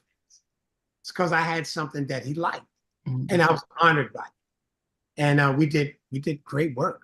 We did great work together. I'm just trying to get timing. So I know the Boys to Men have come out, and I know that LA and Babyface as a partnership ended around 92 after. So was this around the time he called you around to? Yeah, call me around. What was the first thing you guys did, so I can sort of picture what was up? Ooh. Was it Tony, or would it have been after No, Tony? it was I'm just looking at the times of these releases. I mean, in '92, you was working with, it says here, Mickey Howard. Yeah. That's not Babyface. There's not the Panther soundtrack. I was doing a bunch of sessions. BB and Wine, BB and CC Winans. There's all those records. Yes. But it sounds to me like your stuff that you did with Babyface came out later. Yeah.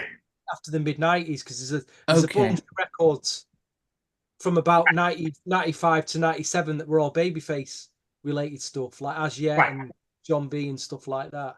Exactly. Yeah. Okay, so I worked on his album, and I worked on a lot with him with Waiting to Exhale and stuff like that. Okay. So before we get to that, because I'm sure Daryl was not happy that Faces out. No, Daryl. But I didn't write, and I was a musician. Okay. So Babyface was writing those things. And I was just called in to do arrangements. He liked my background vocal arrangements. He loved how I arranged things. So I would come, I was just, so that was Babyface. It was Kenny. There was there was a sound that was very different after he split from LA. So I think if you listen to the Way to Excel soundtrack, there was even the last night there is I don't know. In my head, I have a sound that he was. It's Keith Namdi. So that's what. Yeah. So I was going to say, well, because it was very distinct that okay, there was a particular either the keyboards or something that you like. So even when I listen to All Night, I'm like, I'm sure Babyface did that because that was the sound from the whole Winter Excel and any of his productions that just kind of followed him, that just was different from when LA was working. How did you then what was the magic that you did differently that he trusted, he loved my arrangements. And he loved my voice and he loved the way I played. And he loved my arrangements. And he'd always tell me, he says, I like you because you can start, I could bring you in any part of the record. You could start it, you could come in the middle, and you could finish. And he said that was the good sign of a producer. They can start it, come in the middle of it, and be able to complete a record. And so I prided myself on being able to do all of those different things, to be able to just completely finish a record from start to finish. And that was one of the things that Babyface could start something and he would hand it over to me. Hey, could you come in and do this background vocal arrangement? Yeah, could you mix this? Could you add keys to this? And that's what happens. So, but it just his whole sound changed when you joined, and it gave him a sort of a different sound. Did you get to when you were working with him? So that means he had stopped working with Daryl by the time you joined? Yeah, I didn't see Daryl. I'm sure he did because they're best friends. Yeah.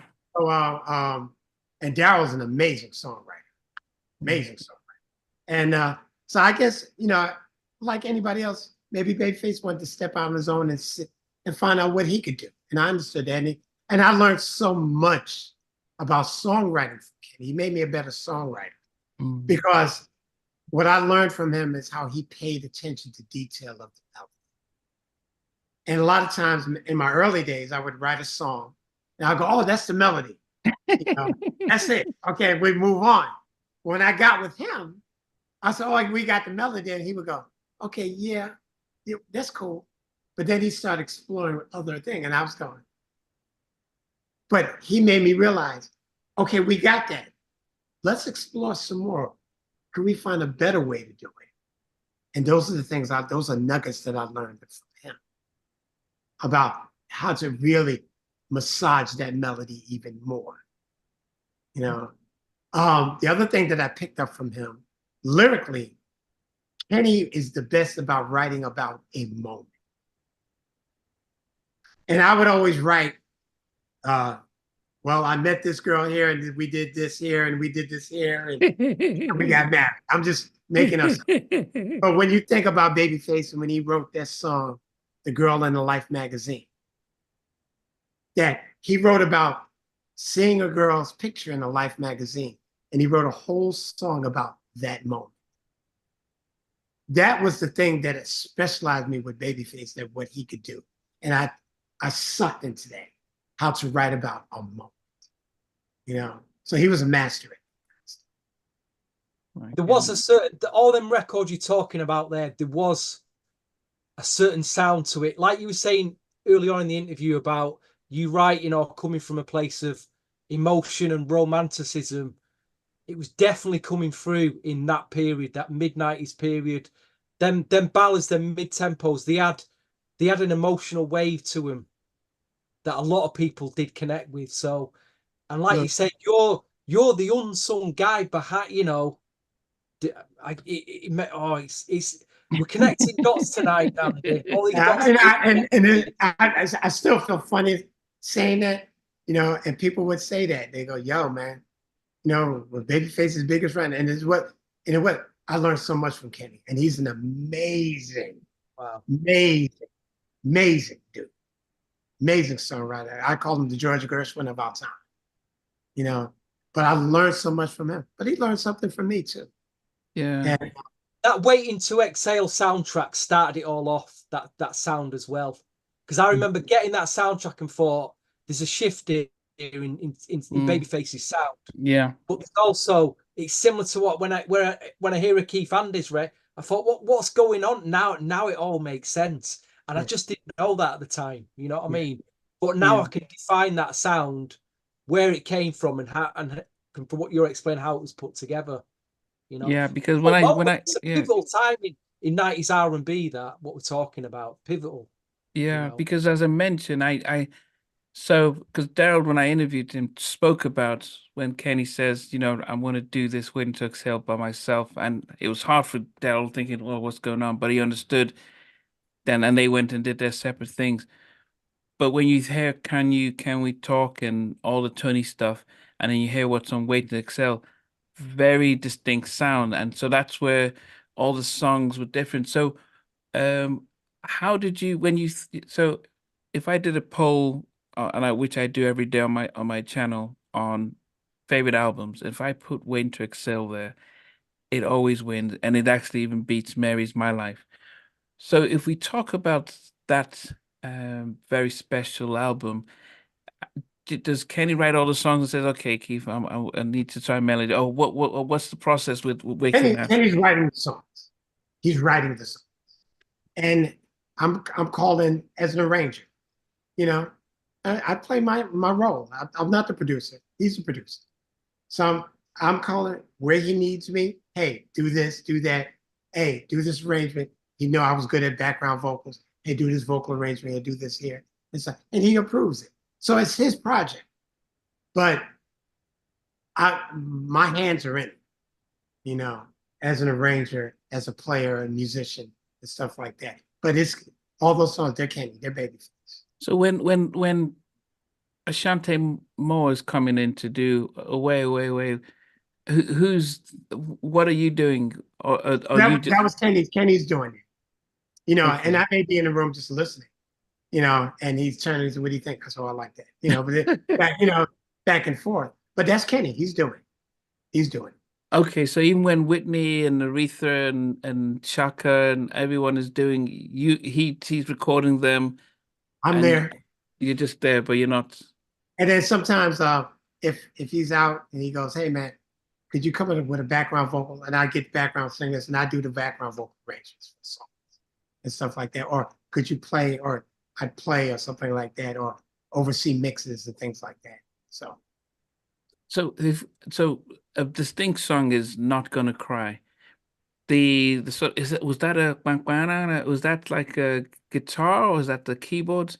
When you're thinking about Mary says, when she sings a verse, then there's like it feels like a guitar or electric. Yeah, it's a keyboard guitar. A keyboard guitar. So is that you? No, that's Kenny. Okay. That's Kenny's doing it. That's all Kenny. Yeah. But then, if you think from what the next 3 or 4 years in sound from after that album, the stuff you did, it did influence the next. That's what I'm trying to say. That album influenced the next 3 or 4 years in R&B production. Yeah. And now I understand the records you did after that. I can see you during that set was probably massively influenced by by the album. Really, you took that away and again put your own sound out there. Right. Yeah. Right. Like the After 7 records, you know, after it, the Reflections album, the Brandy Tamia records, the Jesse. Yeah, you know, it all makes sense now. All makes sense. Yeah. And so and I like to say I helped influence him, you know, and he liked my arrangements. He loved what I did. Like, you know, we did so many different records. Like when I did Danny Boy's "It's Over Now" for the Gridlock soundtrack. Yeah, and I produced that, you know, and we did Sarah Smile for After 7, you know. So all of those different things. That's my even the sound on the As Yet, the debut As Yet album. It goes back to that. It really does go back to that. But just before the As Yet album, because I'm interviewing John B tomorrow, and normally you have to listen to the catalog to talk about it. There was a song on the Cool and Relax, Pride and Joy. Pride and Joy. It was written by Babyface, right, but produced by yourself and Pluto. I don't know who Pluto was. Okay. It was just me. Okay. I don't know why the credits put yourself and Pluto. But what I was thinking at the time was like, I was like, oh, this sounds like not. It doesn't. It sounds more like a Babyface production. So it's almost as if Babyface sort of produced the track and just says, okay, go have John sing over this because it sounded so. But in a way, now I get to understand that even though he might have written it, it's like you are doing the arrangement. So that was your sound because it felt like, oh, baby, this is Babyface sound, and you just pretty much just, okay, I've got his song. He's pretty much played it. All I'm just going to do is just bring John in and sing it for him. That's definitely not the case. You just get his lyrics. Well, what happened? He had the song, and then I would add colors on top of his tracks. The bass, the meat and bones is Kenny. He wrote the song, the meat and bones, stuff, and I would add embellish. And then when it came to background vocals, I did the background vocal arrangements and produced John B's vocal. Yeah. Well, when you say the meat, is it? I mean, does he just play on a keyboard, a piano, a guitar, and then okay, that's the melody and stuff? But it's not like he's playing all the instruments on it. He's just no. He's got the basic track. He'll have the basic track with the melody and stuff. He says, "Yeah, I want you to produce this on John B." So I hear it. And I say, "Okay." Then I take it and then I add my stuff to it, and then I bring in the background vocals and tell them how I want them to sing it. And it was funny. Well, here's a story. The first background vocals that we put on there was Casey and JoJo. Ooh. Originally. On Pride and Joy? Pride and Joy. But I had to take them off because it didn't sound good. They were kind of drinking. Yeah. And I'm a Casey and JoJo fan. Yeah. So there's no shade. But then I called Melvin and Kevon Edmonds. And what you hear on the record is Melvin and Kevon singing the background. Okay. Yeah. You called two other brothers to come and sing. I called up, hey man, because Kenny wanted Casey and JoJo. I said, when they came in and they were drinking, it just didn't sound good. I was like, So I was like, so I called Kevon. I said, hey man, I need you and Melvin come tomorrow night. And they came over to Brandon's Way. We finished the vocal, finished the background. And then I finished doing the rest of the music. Yeah. Did John have a say? Did he think, or did he he doesn't I wasn't there. He wasn't there. Okay. So he wouldn't have known who did Okay. I guess we get this impression as fans that everyone's sitting in a studio like, oh, you're singing the vocals, okay. And then most of the singers, when they sing, they leave. Yeah. Okay. Yeah. Can you dispel another myth for me about After 7? After the Reflections album around 95, I think maybe it might have been a few years later. There was, it might be a myth this, but there was an unreleased album. They recorded another album during that time. Do you know anything about that? Did you work on any? I don't know anything about that. That's all right. You busted that myth then. That's what I heard at the time. There is another unreleased album in the can around 97, 98, because they seem to have a long hiatus after that, didn't after no, I don't know, nothing else. If it was, you'd have been working on it, I guess. So yeah. Anyway, that's that myth busted. You did a track for Babyface, All Day Thinking, 96. Yes. So I worked on For the Lover in You. Oh. On that album as well. The big club track. Yeah, I worked on that as well. With Shalimar and LL Cool J. Yeah, the LL Cool J, yeah. You Wow. got that at record point, yeah. Okay. What about this other sorry, Nam, this other soundtrack you did, Brandy to Me, a Chaka Khan, Missing You? Did you do something on that? Yes, I played keyboards on that. That was on the Set It Off, Nandy. Yeah, Set It Off. Yeah. Yeah. And you did so on the Panther soundtrack as well. Yes, I did. What a run this is! What a run! Huh? I said, what a run this is! You're doing all the soundtracks as well. Yeah, Little Girl Blue for the Panther soundtrack. Not Panther. Well, I did If I Were Your Woman with Shanice for the Panther soundtrack. Right, right. Set It Off, I did. That was Little Girl Blue for the Set It Off soundtrack. Yeah, I did that. What was the name? From Soul to Soul. What was her name? Karen Wheeler. Karen Wheeler. Okay, yes. Oh, she could sing. I love working with her.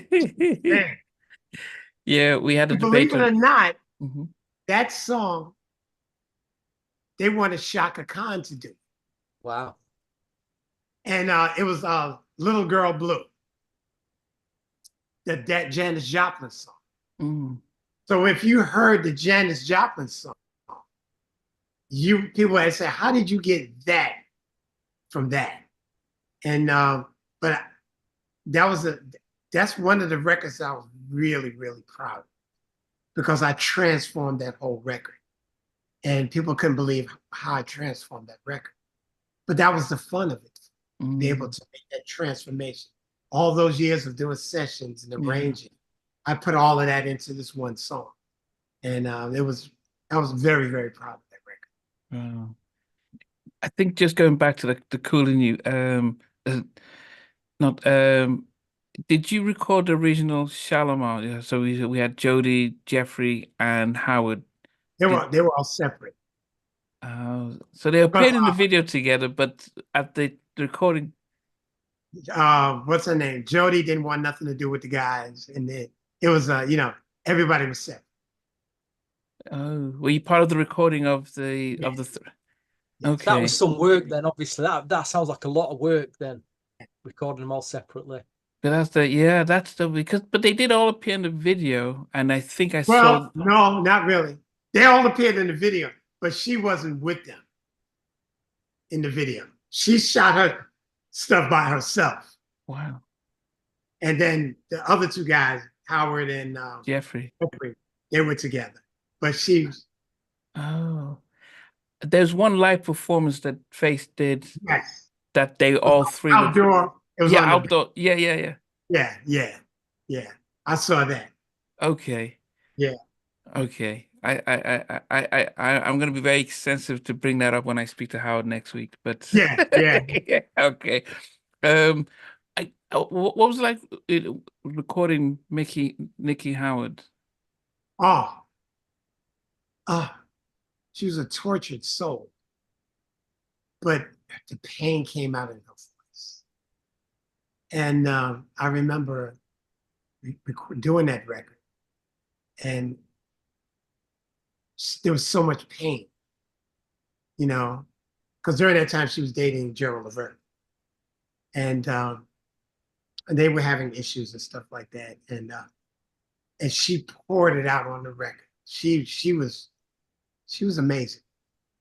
She really was amazing, but she was a tortured soul. I guess people think of Mary as being able to transform emotions like that into a record, but Mickey was one of the first ones to be able to do that. Right, absolutely. Yeah, no, she was amazing, but she was a tortured soul. Yeah. Did you see the recent We Are the World documentary is it on Netflix? No, I didn't see it. I got to see it. Well, there's a scene in that, and I don't want to spoil it for you. Right at the end, Diana Ross is in there. Oh, wow. She breaks down at the end, and it just gives me a glimpse into the personality. She's basically saying, like, everyone had left, and she was there with a few that she goes, I didn't want it to end. I didn't want this session to end. She breaks down, and it's just a rare glimpse into her personality. Now, I've got you down as working with Diana Ross in 1995. Yes. Is that correct? Yes. Can you tell me about what it was like working with Diana Ross? She's a queen. She's regal. When she walks in the room, she takes the air out. And but she was very nice, very professional. You give her a line, she nails it. Now, she was a consummate pro. She really was there. She was great to work with. She really was great to work with. Was that a bit of like, wow, Diana Ross is in the studio? Was that, oh my A little God. bit, a little bit. You know, for a minute, you go, oh, this guy. Okay. Okay, let's do that again. I'm telling Diana Ross what to sing. Was there any moments where you'd been starstruck? No. Did you know we were Michael? What about Michael? Did you see him? Yeah. Yeah. When we did this song, Get on the Bus, for Get on the Bus. Okay. Yeah, and he was there. We did that at the record plant. Yeah, Michael was cool. Michael was cool. Oh, so there was no being like, No, Michael was cool. Real cool. Sit quiet. Oh, I like that. I like the idea. Let's do this. Yeah. He was cool. Yeah, he was cool. Yeah. Before we get into a new beginning and I'm trying to understand doing that, there were just one or two questions I had. John was also credited as working with Face around that time. Were you guys part of the team working with Face, or Well, John, he was part of the Yab Yum thing with Tracy. Okay. And so I didn't really, and I know John's a good friend of mine. I love him. But we didn't really work together. Okay. So Babyface, I was really kind of right hand to him by himself. So I never, with the John, the Yap Yap thing, that wasn't my world. I wasn't in that. I was strictly with Kenny all the time. And working in Brandon's way? Working in Brandon's way, yes. Okay. What time did you finish working there with him? What year? Yeah, do you remember when you stopped? Like 97. Okay. 97, 98. Okay, and I was at Edmonds back in 2001. So yeah, but you'd okay. After as yet.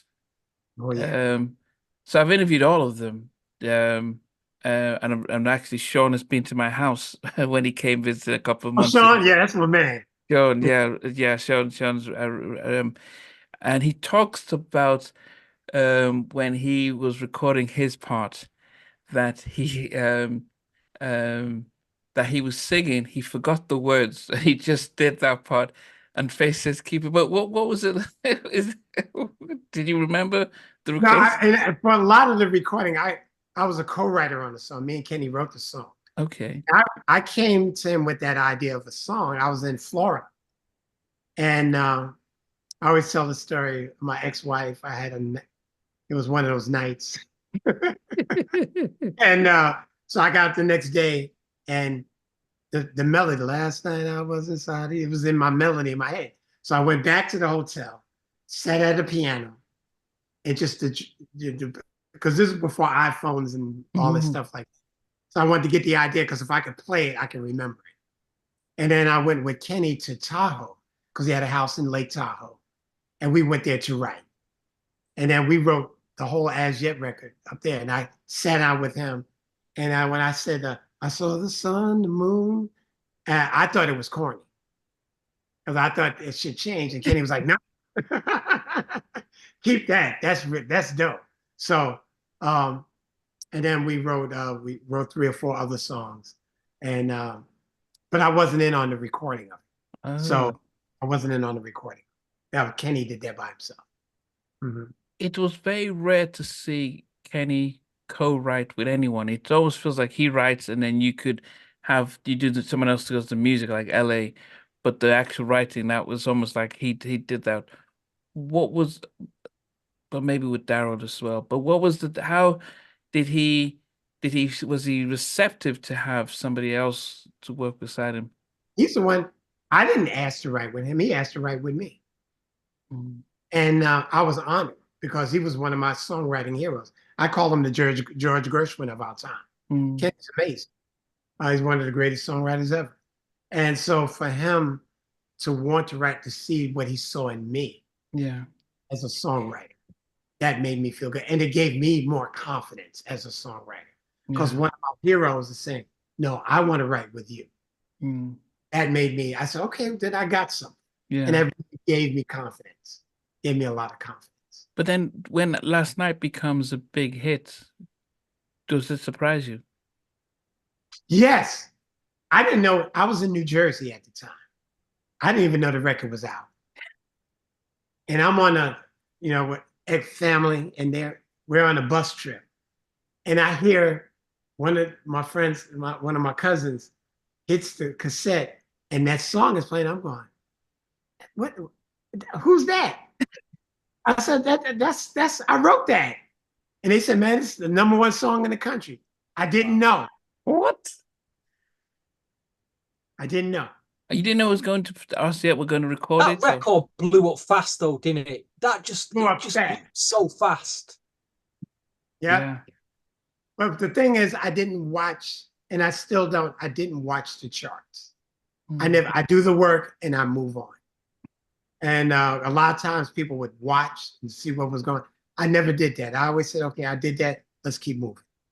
And I did that for my own sanity, that I didn't want to be watching what I was doing. I just wanted to move on to the next thing and move on to the next. That was just my way of doing things.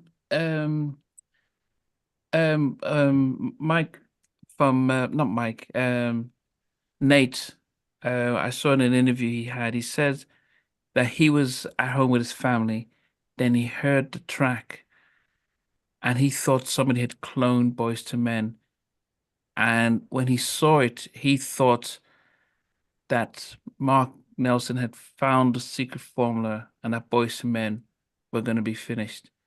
That's how much he said it in a part that he's heard that and he thought somebody has found a way of defeating us. And they and because of the sound of the way this harmonized, they felt threatened. Unfortunately, and as I said, I've interviewed Mark and Sean and Kenny and Dion, everyone. And unfortunately, they self-imploded when they could have actually been the next biggest thing. They just couldn't really work it out and stuff. It's a shame. What a group. Man, those guys, Sean can sing. But that daggone Kenny Terry. And of course, Mark. Mark is incredible. Yeah. But that Kenny Terry, all the way up, and he's amazing. All those guys, and Dion, believe it or not, Dion is the secret of that group. Because his tone holds down that harmony. He's really a very important part to that sound. So no, they were incredible. And it broke my heart that they broke up.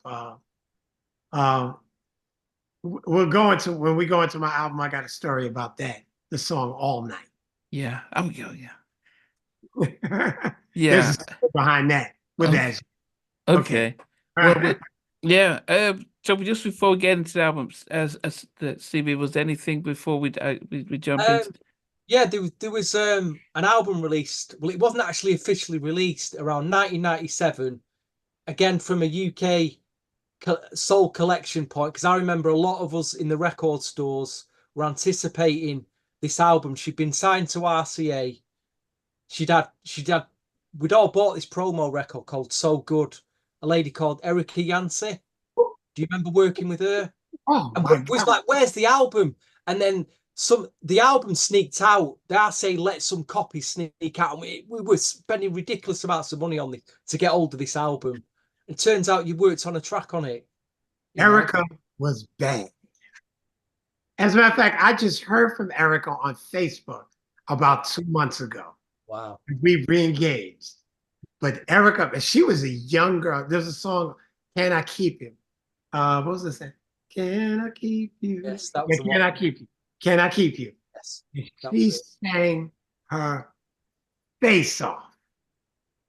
That girl could sing, man. Oh my God. Can I keep you?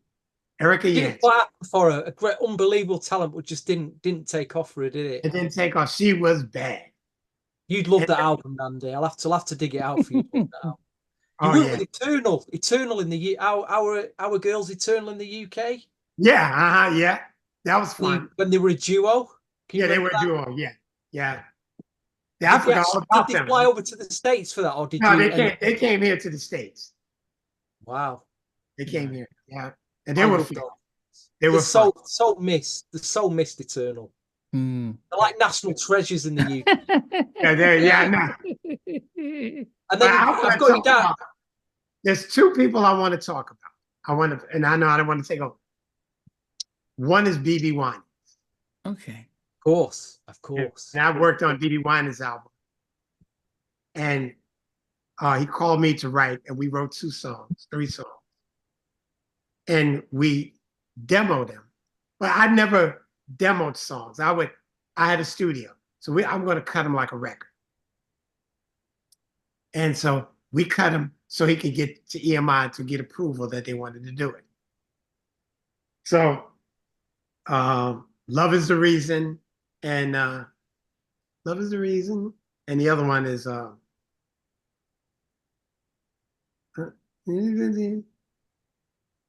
Love's Coming is the second song.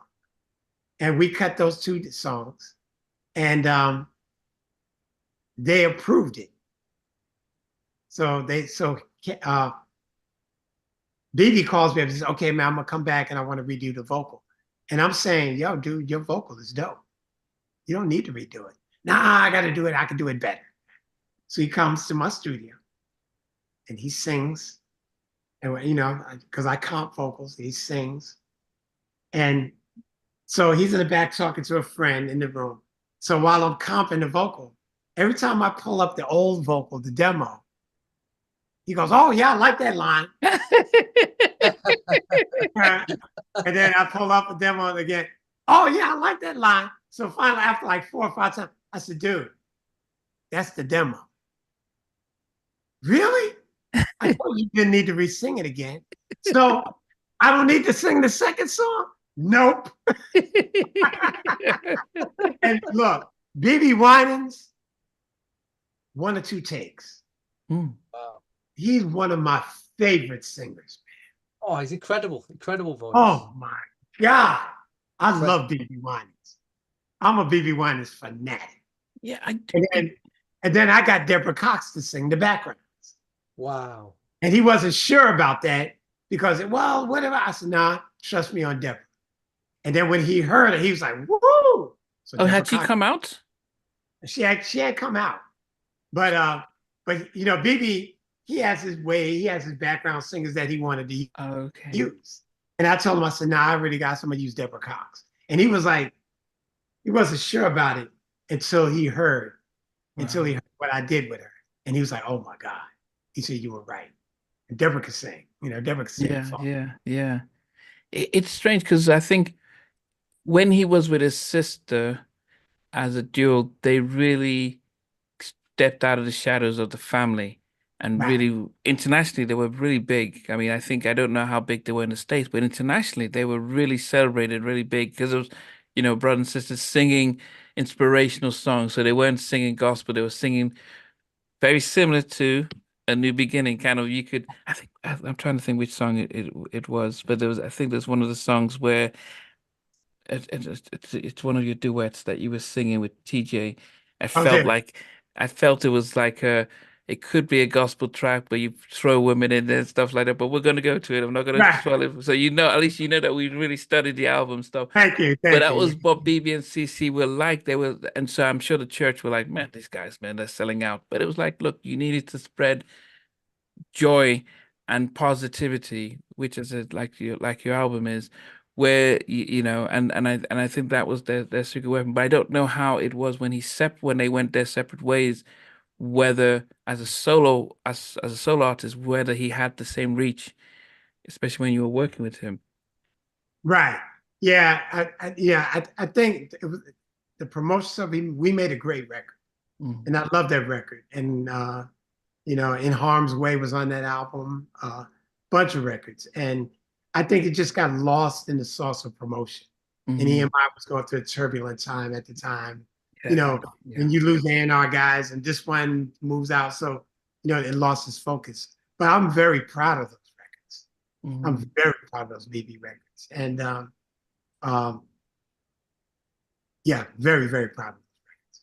Yeah. And who's the other person you mentioned? One was BB and yeah, BB Winans, Aaron Neville. Oh, yes, he did work with Aaron. Yes, Say What's in My Heart. I produced that. And on the backgrounds is Deborah Cox and Ricky Jones. Oh. They're singing the backgrounds. Wow. And then another person, I don't know if you remember, it was a big hit, Tammy Davis. I was going to bring her up. I've got her. How do I say that I'm sorry? Great record. Yeah. And I wrote that with Deborah Cox and her husband. We three of us wrote that song together. And that was Tammy Davis was she was bad. Wow. Yeah. Were you surprised how big Deborah got? Because she had No, I'm not surprised. Deborah can sing, man. Deborah's a beast. She's a monster. Yeah. Yeah. So I'm not surprised how big she became. I'm not surprised. No, she's a monster singer. I mean, we haven't got all night, but for the viewers watching, you've also worked with, James Ingram. Yes. Lionel Richie. Yes. En Vogue. I've not even mentioned the others yet. We could be here all night. We need to get to the new album though now. Okay. Yeah, just before that, Marcel Holloway said when she just sent me a message when she saw the fact we're going to interview, she's now singing with Jade. Oh, she is? Yes. So she's now singing, taking the lead with Toni and Tanya. Who's that, Namdi? Sorry. Wow. Okay. Marcel Holloway. Wow. Okay. So she tours with Jade, but she just sent a message to say, tell Keith, send Keith my love. Yeah, love you, sweetie. Yeah, but I think so. 2024 now. You've been working before that. I'm sure you're working with Ricky and Shireen and doing stuff with them. How did the whole concept of New Beginning come about? There was a friend of mine that I never saw myself as an artist. Never thought in a million years that I would ever make a record. And the time came that I had some songs in it that I wanted to, let me give it a shot. And I had songs like All Night that were laying around. I said, man, I want to put this song out. And then I started writing songs and coming up with new ideas. And the idea just said, you know what? I'm going to put out my own album. I never thought I would do that. And that's why I called it A New Beginning, because the album cover is a 5-year-old Keith and going into grade school. I was beginning my education. That was a new beginning for me. Well, 60 years later, I'm putting out my first album. So it's a new beginning for me. And that's what made me want to do it. And I said, and it was just a labor of love of songs that I wrote that I didn't think anybody else would do, but I liked them. I'll put them out. So. But what about because I mean, Jimmy and Terry did the same during the lockdown, but they got Mariah and Usher and Boyz II Men to come sing. I'm not Jimmy and Terry. No. But even when but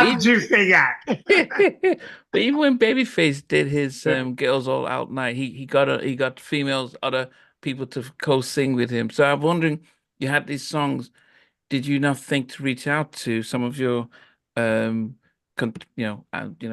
members of Us Yet or Ricky and others to say, hey, well, I did. Well, Ricky's on it. Yeah, I know. She's Got a Man. And then Alex Dead, who's saying How to Love Me. Yeah, no, we're gonna go for the track, but I was just wondering whether you decided to actually. I think Daryl came out with a Christmas album, which I love. Yeah, and I love his Christmas album. And he got others people. So, but when so you had the songs, did you think? Because have you sang before? I mean, apart from when you were Well, 11. hold on now, dear. I'm going back. I'm going to remind Keith of something. It's only a few years. It's about a few years ago. There was a little community of us on Twitter, and it was spearheaded by one guy, and he kept posting songs, and he picked up, more followers, and we ended up the little community just talking about old school songs, and then somehow Keith appeared. I think Keith had joined Twitter then, and you was releasing. I think you was just testing the waters. You did put a few singles out there, didn't you? Right. Yeah. Exactly. Yeah. We reached out. We actually spoke on Twitter. Right. I think you sent me a single, a couple of things. Right. Yeah. So I think you was working something out back then, weren't you? Right. And I was releasing singles. Yeah. I released 10 singles. Yeah. Just testing what songs that I liked. I said, I'll put it out. And then after that, then I said, you know what? After I finished Ricky's album, I said, I'm going to put out my own album. So why not? Why not? And I'm overwhelmed by the response. I really am overwhelmed by this response, and I'm thankful for it. Yeah. I put my heart and soul into it. And these are songs that I love, And there's a community of us who are just, it's not as big as what it was back then, but we're just dying to hear things like that now. Just to hear, like you say, some with a bit of romance in and with a bit of with all that sound that we loved back then. So, but like you say, why not? Why not just see what happens? You've got nothing to lose you hear people say, oh, music's not what it used to be, and I'm going, well, then put out what you want. Exactly. If I wanted to hear a certain thing, I'll put it out. And I know. I mean, the first track straight off this album with that groove. Last time, you're straight into it. I'm like, what? It's just straight into it. You're giving us what we want right there and then. Thank you. Yeah, but before we get that means there, a lot to me. You only picked two of your granddaughters to open up the album. Did the others think, oh, grandpa doesn't love us as much, or what happens with that? I mean, I don't know. Well, here's the deal. McCole and Ada, my baby. All of them are babies. Like my oldest granddaughter, I didn't think she would. She's 17, so she's too cool for that. And then I couldn't work out the time to get my grandson on because he's in Virginia. And then my youngest grandson, he's not even talking yet. He's just 6 months old. So Ada and McCole and Ada, I have, we do the Zoom calls on Sundays. And I told them, I said, I want them to open up my album. I thought it'd be something that they can look back and say, Papa, let us do this. Yeah. While the other three will say, oh, Papa missed us out. That's what I was thinking. He's in trouble now. I listened to it first, and then I went to your profile and I saw you loving your other grandkid. I'm thinking, well, how come the others aren't there? But I'm sure you make it up in a remix or something. Couldn't make it work, yeah. Okay. They'll be on a remix or something. They'll be on the next one. Yeah. But as Stevie says, last time I'm gonna cry. Really nice up-tempo stuff. Thank you. Vocally, who were you emulating? Because there's someone I have in mind, but I wanted to see if you had the same thought. I mean, vocally on that particular track. I don't know. I was just doing what felt good to me. I don't know. Curtis Mayfield. Really? Yeah, that was the sound that I heard. I was like, this is like Curtis singing. Yeah, on that particular track. Okay. I can see where you're coming from now. I can see. Okay, I could see that. I was going to say the Isleys. There's an Isley feel on some of the tracks as well, but I can definitely see where you're coming from. Yeah, vocally, it was the vocal sort of the vocal tone that you sang that particular track was more so the first where I really heard it in that track. I'm impressed with that now. I mean, you've impressed me there now. Yeah, that was a good one, man. So that's one of my 5. I told you I had 5 tracks. Yeah, you told me you had 5. So that was one of them. The question I had with Better Together, there's a part that you say stop, and then you act almost like you stopped the whole record. Right. I think how does that work as a producer? Like you just okay, we're just gonna stop for a few seconds and then Yeah. continue. Really, what I was saying is, where he's the person that's talking to us, he's saying, stop, hold on, wait a minute. Now you want to give up. So this record is about being together, working together as a couple. Mm-hmm. So he's saying, wait a minute, you want to break up? So that's what the stop, hold on, wait a minute, let me get your attention. That's really, I wanted to have that kind of thing. So it worked. So you got it. Yeah, Yeah. I got to stop and that's like, okay, can you just stop a record like that? Okay. Yeah. And those are the things that I look for in records. When those kinds of things happen, I go, woo, those sudden stops and things like that. That's what excites me about a record, because I'm doing something that I don't hear nobody else doing that. Yeah, I'm gonna do it. Yeah. I mean, yeah, most people would, you hear a stop and then they'll just come up with a drop or something like that. But that's Right. almost like it's like we're just gonna stop the record and then continue. Yeah. In track 4 you have Love, Peace and Joy. Is that your We Are the World, Man in the Mirror kind of Yeah. bringing the world together? What happens, that came about, me, you're surfing through the news, and everything is just bad news. Yeah. All around the world. And I just said, man, and I was sitting there in my studio just going, man, all I want is love, peace, and joy. Mm-hmm. And I went, oh, that's a song. So then I just started, knocking it out. But that was the impetus of it, and where I said in that breakdown, so tired of bigotry, so tired of all the stress, and we're just tired of it. We just want love, peace, and joy. Yeah. Can we just have that? Yeah. I mean, especially within our community where somebody can make an allegation and then everyone's ready to bring them down without any judge, jury, or anything. It's so then, and actually there's what sells is the negativity. So if you were telling us about all the, Babyface stole my money, now that's what everyone wants to listen to. They don't want to hear about the creativity. They don't want to listen to that. It's like, oh, so he stole your money. I knew he was dirty. And all of a sudden that is the kind of unfortunate thing. So as I said, love, you don't think bad about somebody. Peace, of course, and joy, because the news is full of slander and stuff. So yeah, that's where, the hope is that people will pick that up. And in a world when you listen to all the records, it's negative, screwed over my man and this and the other. Yeah. And I got another woman and that. And I'm going, I don't want to add to that. Mm. And I'm not disrespecting anybody, but I'm going, there's more to talk about. Mm.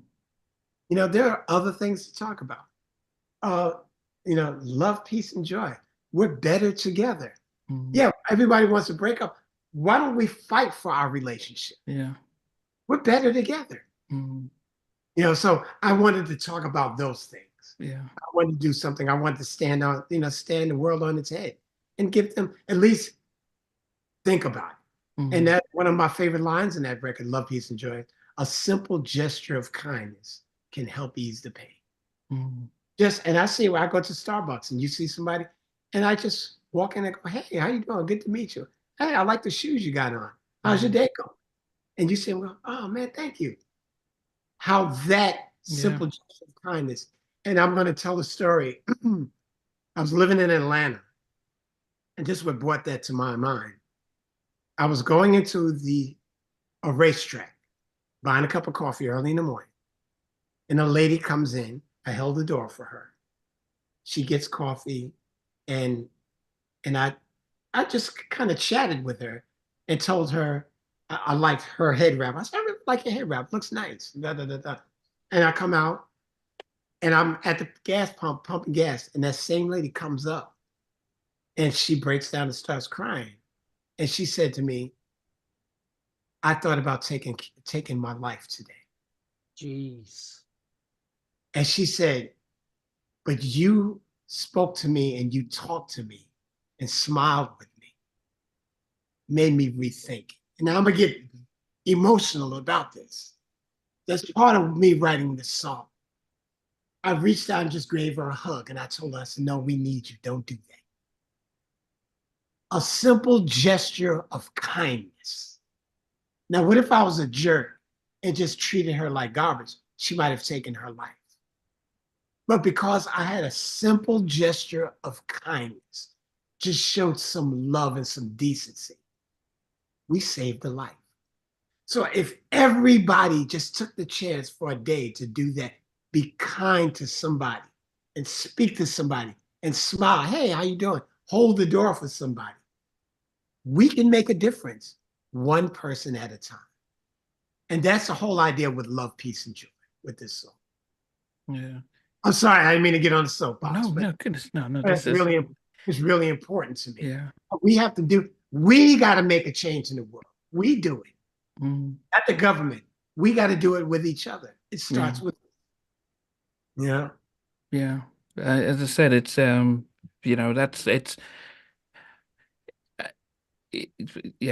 one thing that we don't seem to have is time. And you gave someone time, and who knows, a whole family and whole community that would have been mourning the loss of somebody because you didn't want to give somebody time. And then you want to say something nice. Yeah. And that didn't cost me anything. Mm-hmm. To say, hey, you did this today. How are you today? Or you see somebody without a smile. I always say, if you see somebody without a smile, give them one of yours. Yeah. Hey, why don't you smile? You all right? Mm-hmm. I'll do that. I'll just walk up to strangers. Hey, you ain't smiling today. You okay? They'll go, oh, I'm sorry. Come on, man. But you never know what that person may be going through. Yeah. So maybe a little bit of light helps them to forget their problems. Mm-hmm. And so that's just where I am. Mm-hmm. I've always been that guy. Yeah, I mean, as I said, it comes out in the track. Track 5, Romantic. The one thing that was really strange listening to it was you said, let's put some Marvin on. You played, let's put some Luther on. And I'm like, but we're listening to your song and you want us to listen to Marvin and Luther. And I just felt strange, a song singing about, let's play somebody else's music. Yeah, but it's the reason we chose that, and it was Ricky Jones helped me write that. And that was a Ricky Jones line.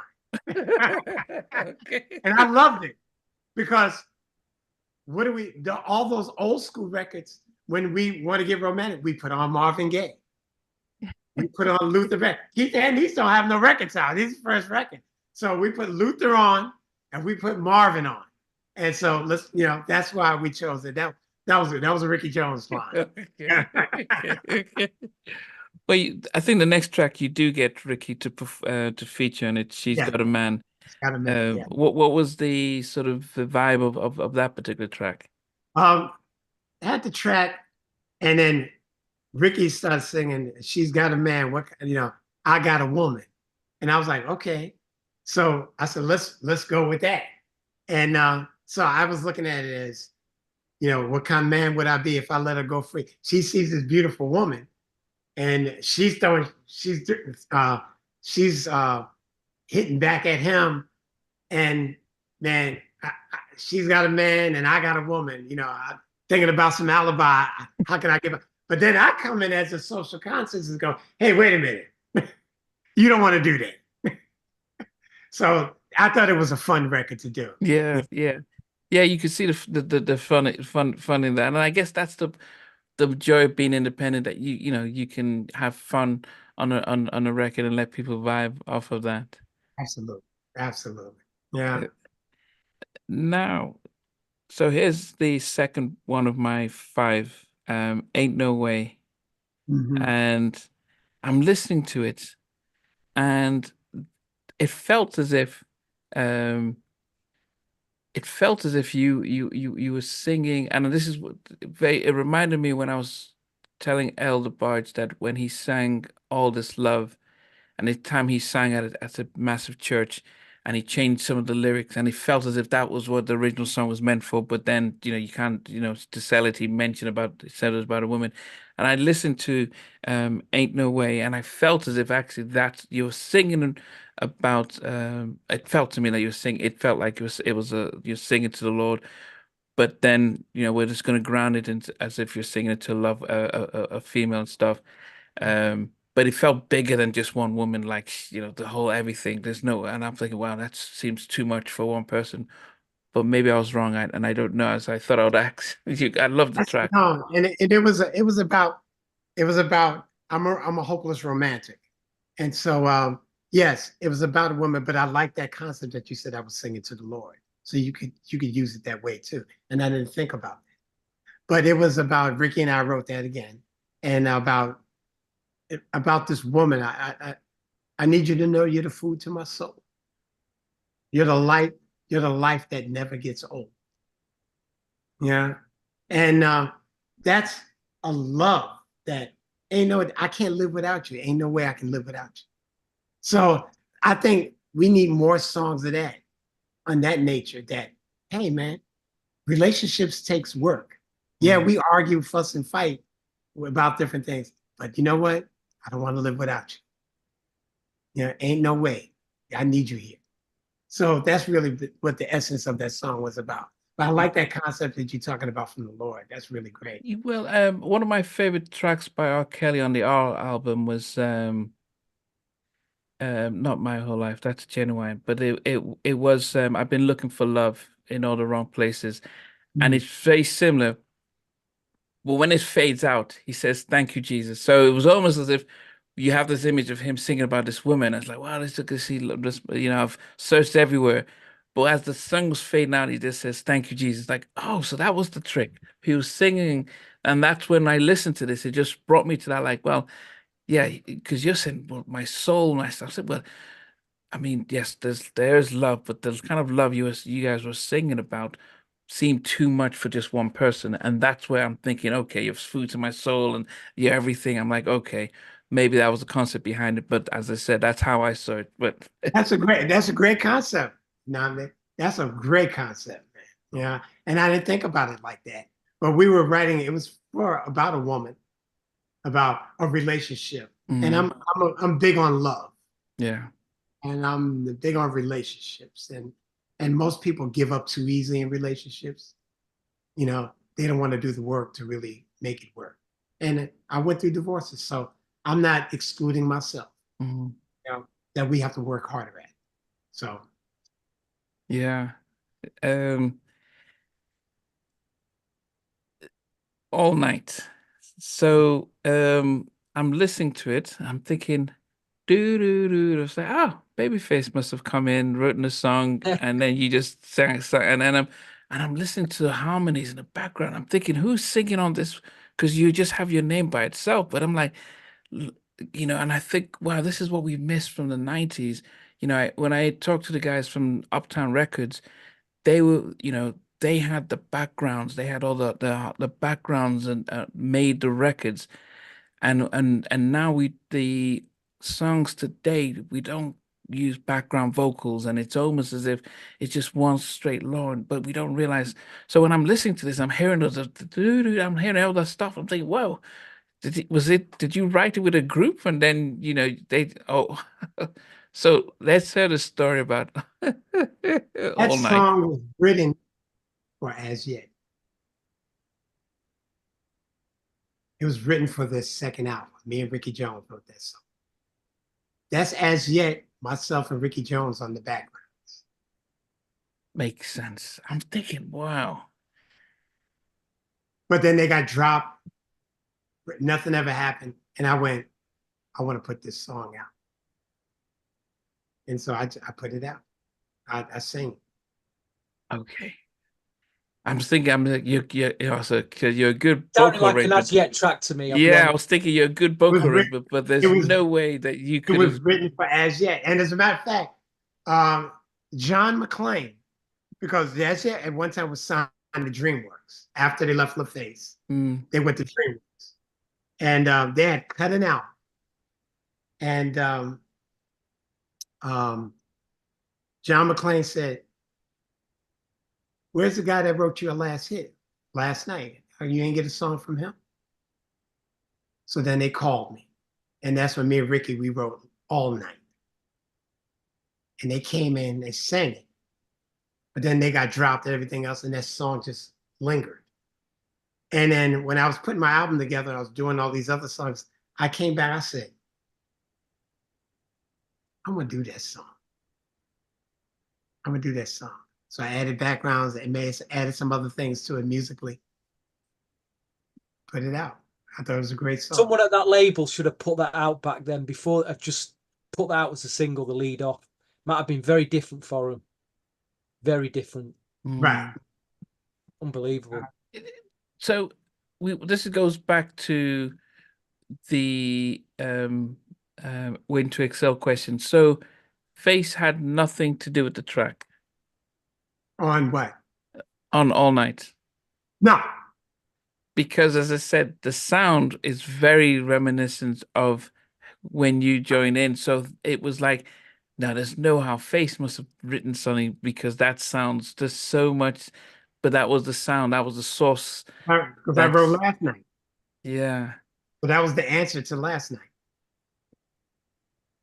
That was going to be the answer to Last Night, All Night. But did they hear it? Did Tracy, did Face, did they not hear the track before? They weren't signed to them anymore. They were at DreamWorks by then. Okay. And I cut that on them, you know. And then they got dropped from DreamWorks, so the record company fell apart. So the masters were mine. And you could have shot that at that time, though. If they were going to release it, you could have shot that. You could have shot that down. Somewhere, a label would have picked that up. They would have snapped the handle. But you know what, Steve? I'm glad I didn't. Yeah. I'm glad I didn't. Yeah. Okay. It was for what it was supposed to be for, you know. Yeah, it's a powerful. So that was track number 3. Now, great. How to Love Me with Alex Page. Alex Day.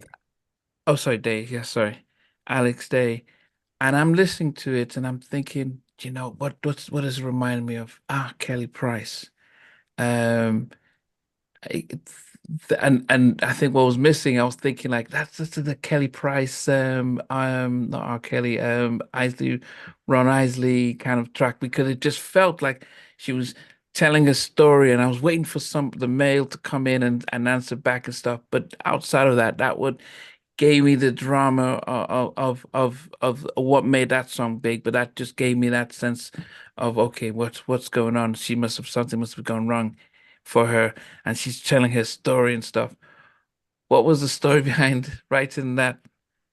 I was at a movie theater, and I think it was when it was what's her name, Meg Ryan and somebody else, and I'm sitting in the movie theater, and she said something. I just want to show you how to love me, and I went. I got up from the movie theater, went to my studio and wrote that song. You didn't finish the film? No, I never saw the end of the film. Because when she said that, I just want to show you how to love me. I went, holy shoot. I got up and then that melody, hold me close. That melody just was in my head. I left and I wrote that song. And she's giving instructions to her mate. This is how I want you to love me. This is what I need from you. Is that in your top 5 in this, Namdi? Yeah. It's number 4. It's one of the standouts on the album for me. Yeah. Thank you. Yeah.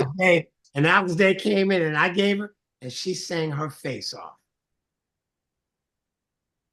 Alex is bad. I'm ready to start working on a record on her. Well, we'll look forward to that, definitely. Yeah. Is it When Harry Met Sally? Right, yeah, right. Okay. I had to search it up. I'm thinking, I just recently watched that again. Okay, that was a beautiful, the friends coming, going back and forth. Okay. Yeah, and it was a small line, but it spoke to me powerfully, And I went, oh, it just hit me, Wow. And then I'm sitting there and I'm not even watching the movie anymore. Melodies are coming. I just got up and left. and went back to my studio and wrote the song. But how long ago was that you wrote it? I wrote that song.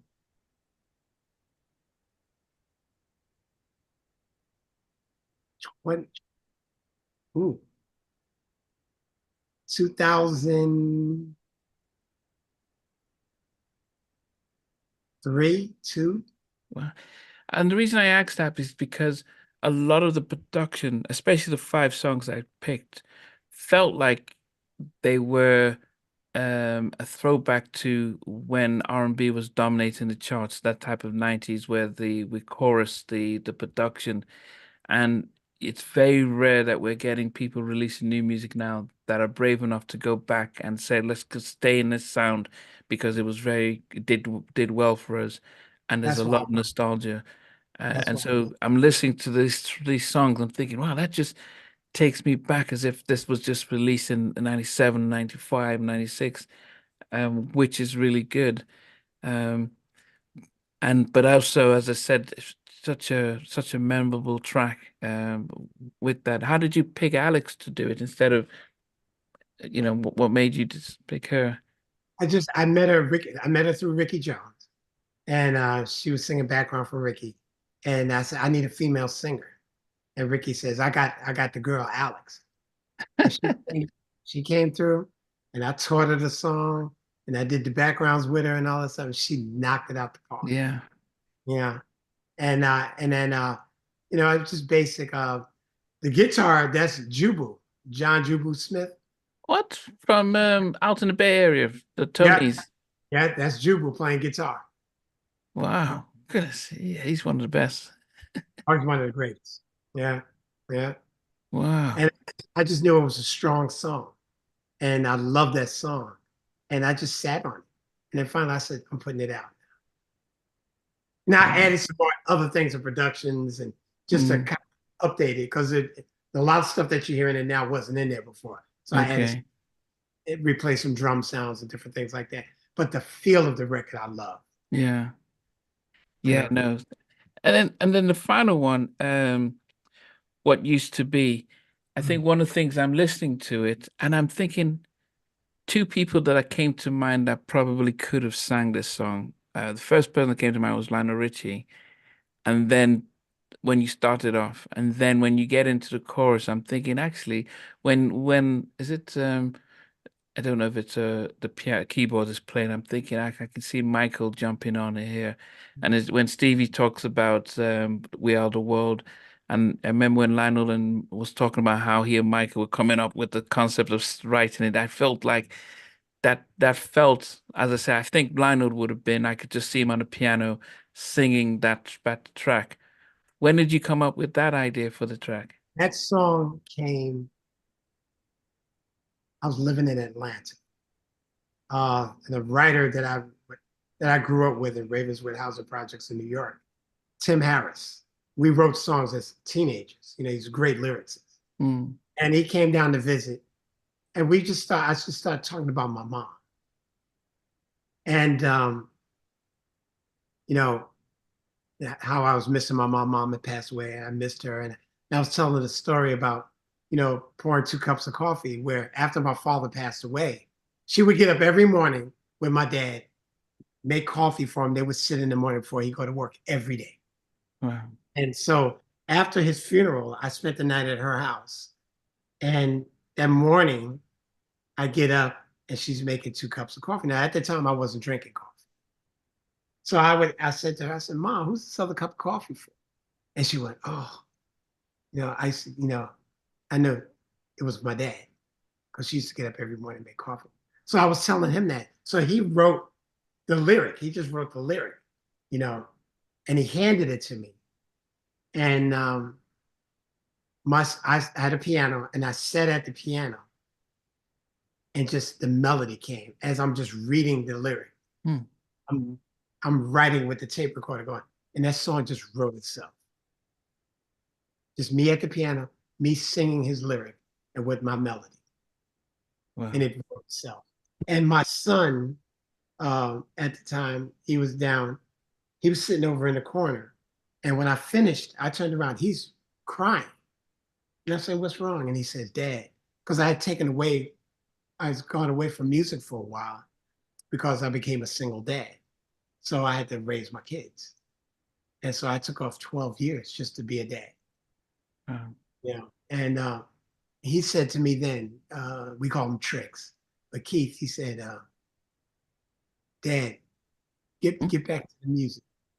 Get back to singing again. Get back to writing songs again.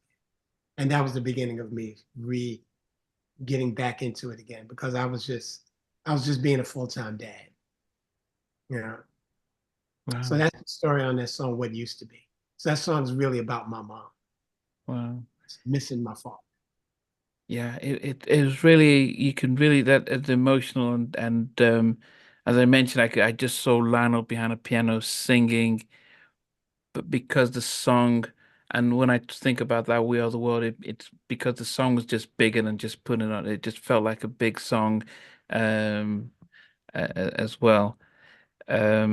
I mean, Stevie, did you have any favorites on the album? I mean, I just went through my feel 5 from favorites. like, as I was telling you before we started the interview, I think from a production and song wise, it's really, really strong. I think production wise, you've got a split going on here. Like you say, you're catering for us race, these 3 or 4 tracks that cater for us who's come through the 90s, but you're also catering for an adult contemporary R&B sound, especially on the start of the first half of the album. So I think you've got a good mix and balance there. And like you say, I think whoever listens to this album, they're gonna relate to the songs. They're gonna, because the songs are very strong. Thank you. But my favourites are probably the first 3 and probably the last 3. So 6 there. Okay, go. But I'd say, but in terms of, because that I play stuff on the radio. I mean, I'm talking like say How to Love Me with Alex. I think Romantic is a good radio track. I think the groove, the first track with the groove, there's enough tracks here that I can, that I know soul DJs will play on the radio, will instantly take. So I'm just like your son. I'm thanking your son for saying, Dad, get back to making, because this wouldn't have happened otherwise. So let's thank your son as well for, noticing that and saying, look, get back on it. Right. Yeah. My son, and like you say, you took a shot and gone, you know what, let's put something out there and see what happens. Why not? Why not? That was something I was missing. I was missing that kind of music. I love that kind of music, but I wasn't getting it. So why don't I put it out? I'll make it myself. And that's what I loved about Bruno Mars.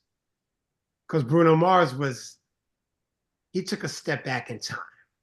And the music that he made, that's what made me resonate and love him so much. Because he made that music that made me feel good. So I said, well, let me do that. I mean, we've got 2 things. Sorry, Nam, let me just get this point. We've got 2 things going on in R&B at the moment. We've got our sons and daughters generation. The R&B, the sound that they're coming out with, they're almost like, it's almost like they can't escape trap, because trap has been so prominent, the production sound of it. Right. The huge bass drum that is distorting, the trickly trap sounds. We've had that filtered into R&B. It's quite a miserable, depressing sound almost. But they are coming out of it. They're finding what I call, there's a sound called future soul, which is it's more stripped down, but it's more organic based. You've got piano, guitar, you've got a lot of different vocal sounds coming out. That's what spawned out of it, which is kind of interesting. And then you've got our generation, which in a way is kind of, it's hanging on to the 80s and the 90s. You got this adult R&B Billboard chart that Sheldon, one of our podcast partners, tells us about. So you got this split between the young R&B and the adult, really. So, and it's how you, as an artist, it's what you do. Do I preach to the converted, or do I want to try and reach out to this younger? I think with this album you can, with the production, like I say, that split that I was making. There's a few tracks on here that could cross over to both markets. Right. So, for me, like when I did Better Together, when I did that beat was, I was inspired by some young. So I said, okay, if it felt that young thing, but I wanted to put a song and arrangement on top of all of that stuff. So that was when I like what you do with the snare beat sounds as well. It's good to hear different snare beat sounds. Right. But I'm sick of hearing the same trap production. They're all using the same drum sounds, trickly. Right. It's good to hear some original snare sounds in the product. And a basic thing like that, just do something original. So that's my thing, Steve. You understand that. Yeah, and that's the thing, Steve. I said, okay, everybody else is going down this way. I'm going to go this way. Brilliant. I'm so glad you did. I'm going to go this way because I wanted to hear something like that. So in order for me to get that fixed, I got to go back and listen to the whispers. I got to go back. How come I can't find something new that fills that hole for me? Mm-hmm. Well, I'll do it. And thank you. That means a lot to me. So being independent, what does it mean to promote a new album in 2024? Well, this is my first album. It's a lot of, thank God for social media. Because I'm able to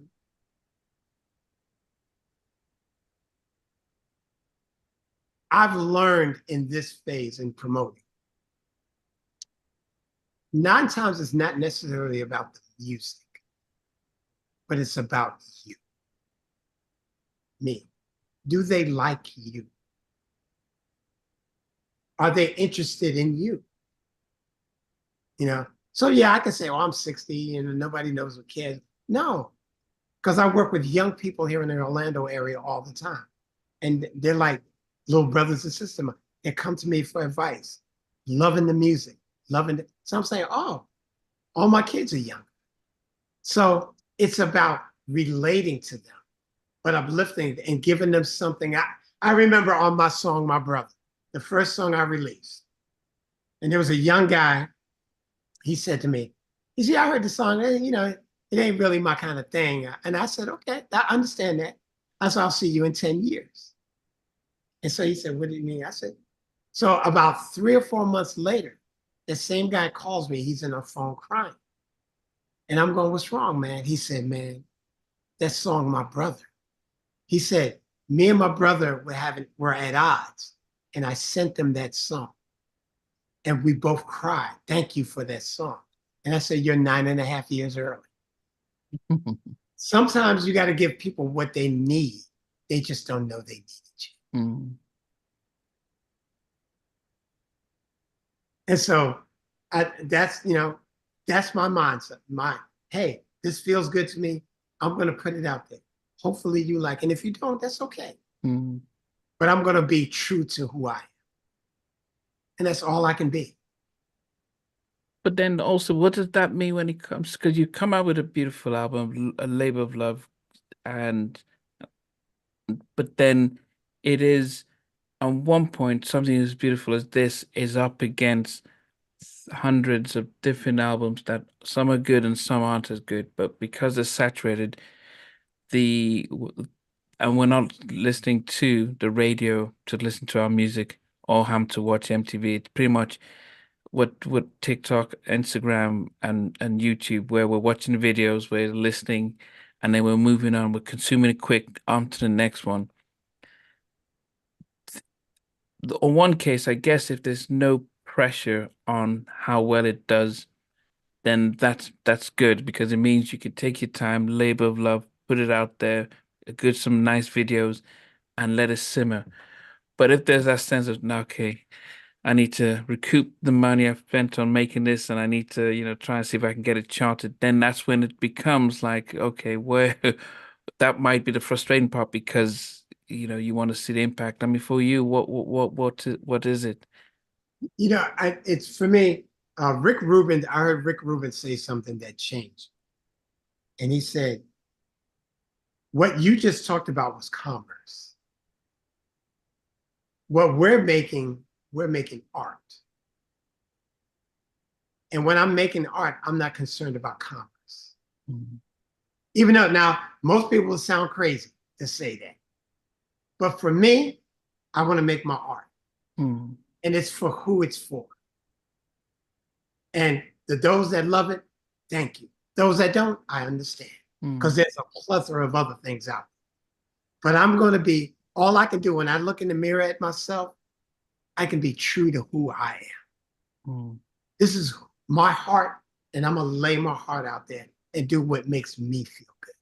Mm. And hopefully there's a couple of other million people that makes them feel good. Yeah. Well, here's the thing. Here's the thing. Before the internet, one thing that sold good, if a record was really, really good, right, one thing that sold the record was word of mouth. Because I remember it. You'd buy a record. You might not be hearing it on the radio or in the club. And you tell somebody, it's like, I've heard your album, Keith. I've told Namdi. I said, Namdi, listen to this album. Wow, thank you. I've told all my music friends, listen to, just check this Keith, and word of mouth can sell a record also. Might not sell millions, but it just like you saying, smile at someone, ask them how the day's going. If it takes one person, like if I just say to one person, have you heard this out, mate, check this album by Keith, some good stuff on it. I think you'll like it. And they'll then go on, it spreads and that's one way. I mean, I want a big Namdi up here. His platform, this is not it's his platform. We've got a great platform for artists and producers like yourself now to come on and promote your albums, and your singles. Hey, I'm so honored. And it's needed. This is needed. Thank you. Thank you. And I'm really touched and honored that you guys took the time to do this. Thank you guys so much. I think he's made me see the album in a completely different light. Just hearing what he thinks about it. Wow. I've heard your stories, what's behind it, and you do feel a more emotional connection to it when you get what you've put into it, what you thought of listening to it, and what I'm thinking. It's very interesting. In fact, this whole interview's been a revelation tonight, to be quite honest. And you know what? Yes, I get, you get feedback from people. Oh, you should do it this way, and I'm going to be uniquely and true to myself. And if they don't generate with it, I feel good about it. I feel really good about it. And this is my labor of love here, and hopefully some other people make them feel good too. So I'm honored that you guys feel that way about the record. Thank you so much. Thank you. Yeah, we're just glad you took the time to do the interview. I'm really, like I say, it's been a revelation this evening. Complete what we found out. It's been unbelievable. Yeah. I mean, I would think word of mouth, but also if you build it, they will come. Fill the dreams. All Night, I think.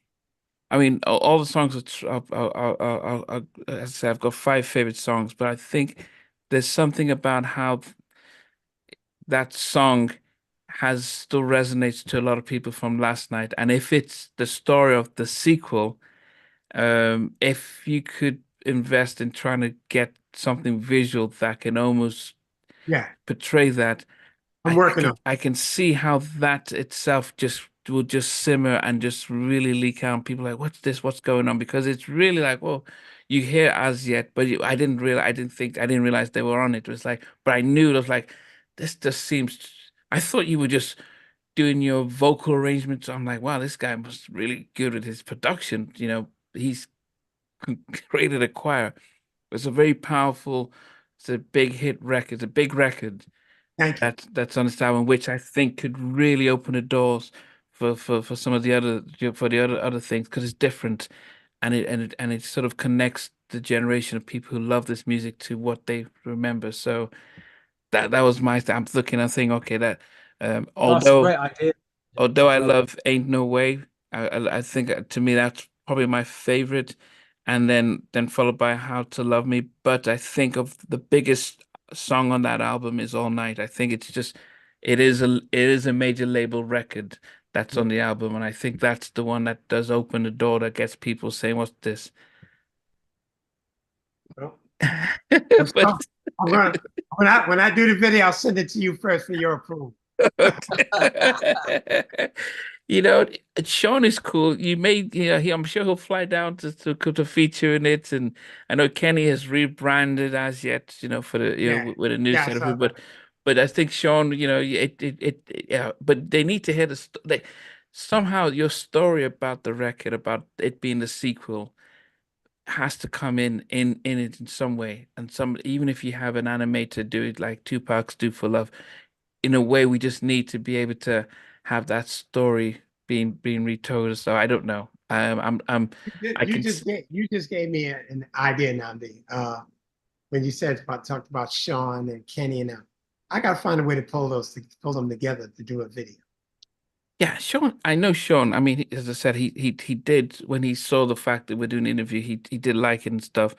And I know he'll do it. I know Kenny he's just regrouped. He's just got four new guys for Right. us yet, so I don't know what he's doing. But Sean's probably the most recognizable face of us yet, especially when he did his part right there. If I can get Sean, him, and Dion. Yeah. Yeah. Yeah. That's all I need. Yeah. Yeah. Because Yeah. their faces, people know who they are. Yeah. Yeah. Yeah. That's a Yeah. great idea. But as I said, it's as I said, it's probably the biggest track on there, and I'm sure a lot of people think, "Oh, Face must," yeah. So, yeah. But anyway, I'm sure you got people Thank you, behind the man. stuff there. Thank you, man. Thank you. So it is about 20 minutes to 1 in the morning. Oh, wow. Was that late? Oh, man. I'm 20 enjoying minutes. myself. Yeah. And I enjoy your content. I watch you all the time. Oh, I watch you all the time. Yeah. And I enjoy your content. appreciate it. I think what Stevie was saying is that if we went down the slander route, that you probably get 100 more thousand people watching, but it's the labor of love has always been to really celebrate, and as I said, it doesn't, five people watch and enjoy, and celebrate others, then that's actually the joy, and not to catch anyone out. So that's what we focused on. The viewers and the listeners halftime chat I've got are the ones that will actually go and check the album. They'll make time. They will make time for the album. They'll watch this and go, you know what? I'm going to go and listen to that album now.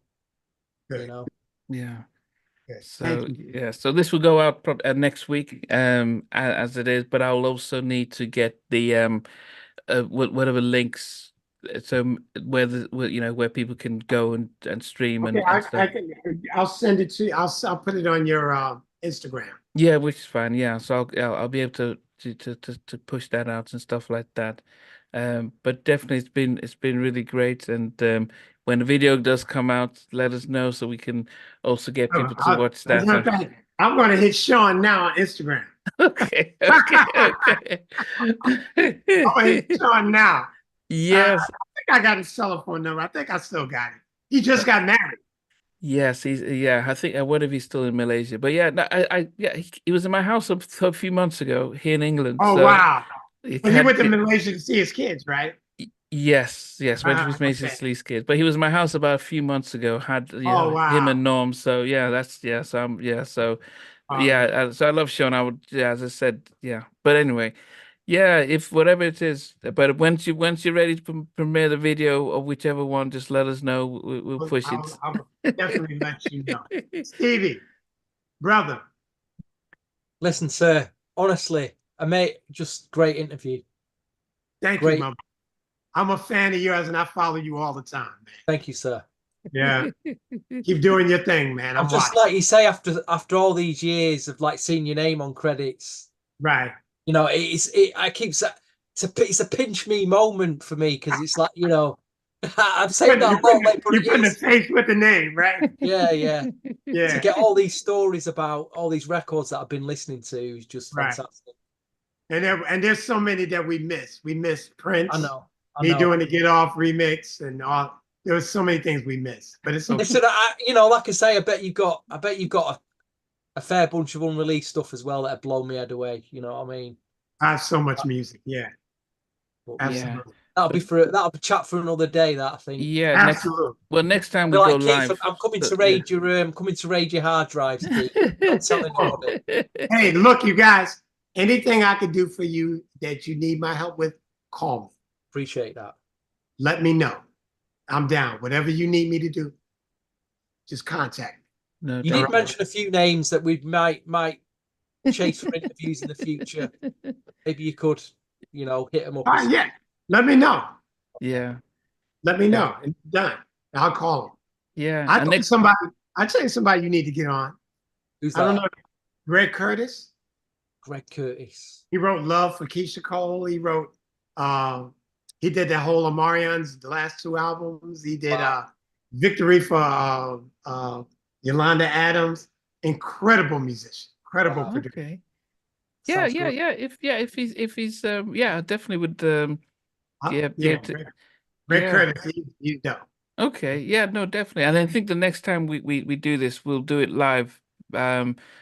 Because when we do it live, we're not going through the backstory. Live is pretty much people say, "Oh, what was it like when you worked with Prince?" or "What was it like when you did this record?" You get the viewers bringing in their stuff, but call me anytime you want, brother. Okay. Well, listen, one Sunday night, Nandi, we can do a top 10 Keith Andes rundown. Okay. Top 10.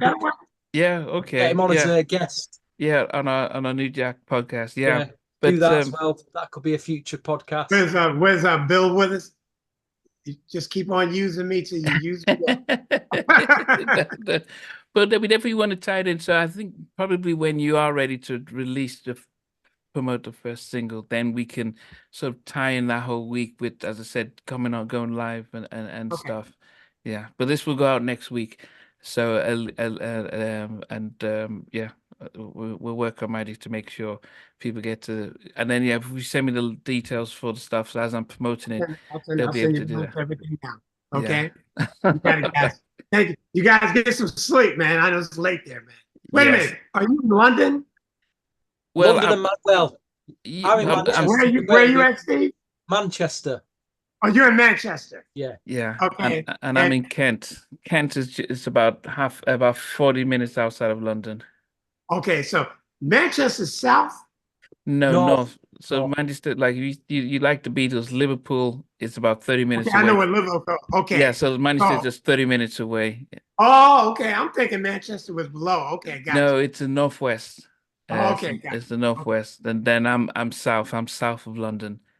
Okay. How's the weather out there? Oof.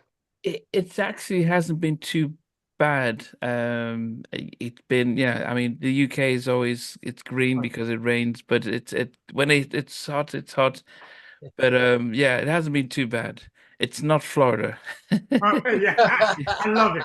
I love it here. It is not Florida. And it's amazing because we started off, you were out in Queens, and then you go to Detroit, then you're in Los Angeles, then you're in Atlanta, now you're in Florida. So I'm following. I forgot to ask you about, how could I forget Rajanay? Oh my God. Rajanay. I'll be here for another hour. Better stop. We'll be here for another hour otherwise. But, Oh man, thank you guys, brother. Hey, good night. If you need me for anything, call me. Well, if you ever can get in touch with Deborah Cox, that would be great. But I'll reach out to her. Okay. She's on Broadway right now. Oh, okay. When she's doing the Wiz, doing the Wiz on Broadway. Right? Okay. But I'll reach out to her. Okay. I'll give her a call. All right. Okay. Oh, that'd be great. Hey guys. Okay. Thank Great you. night. Thank you, guys. Thank you. Fun. Bye.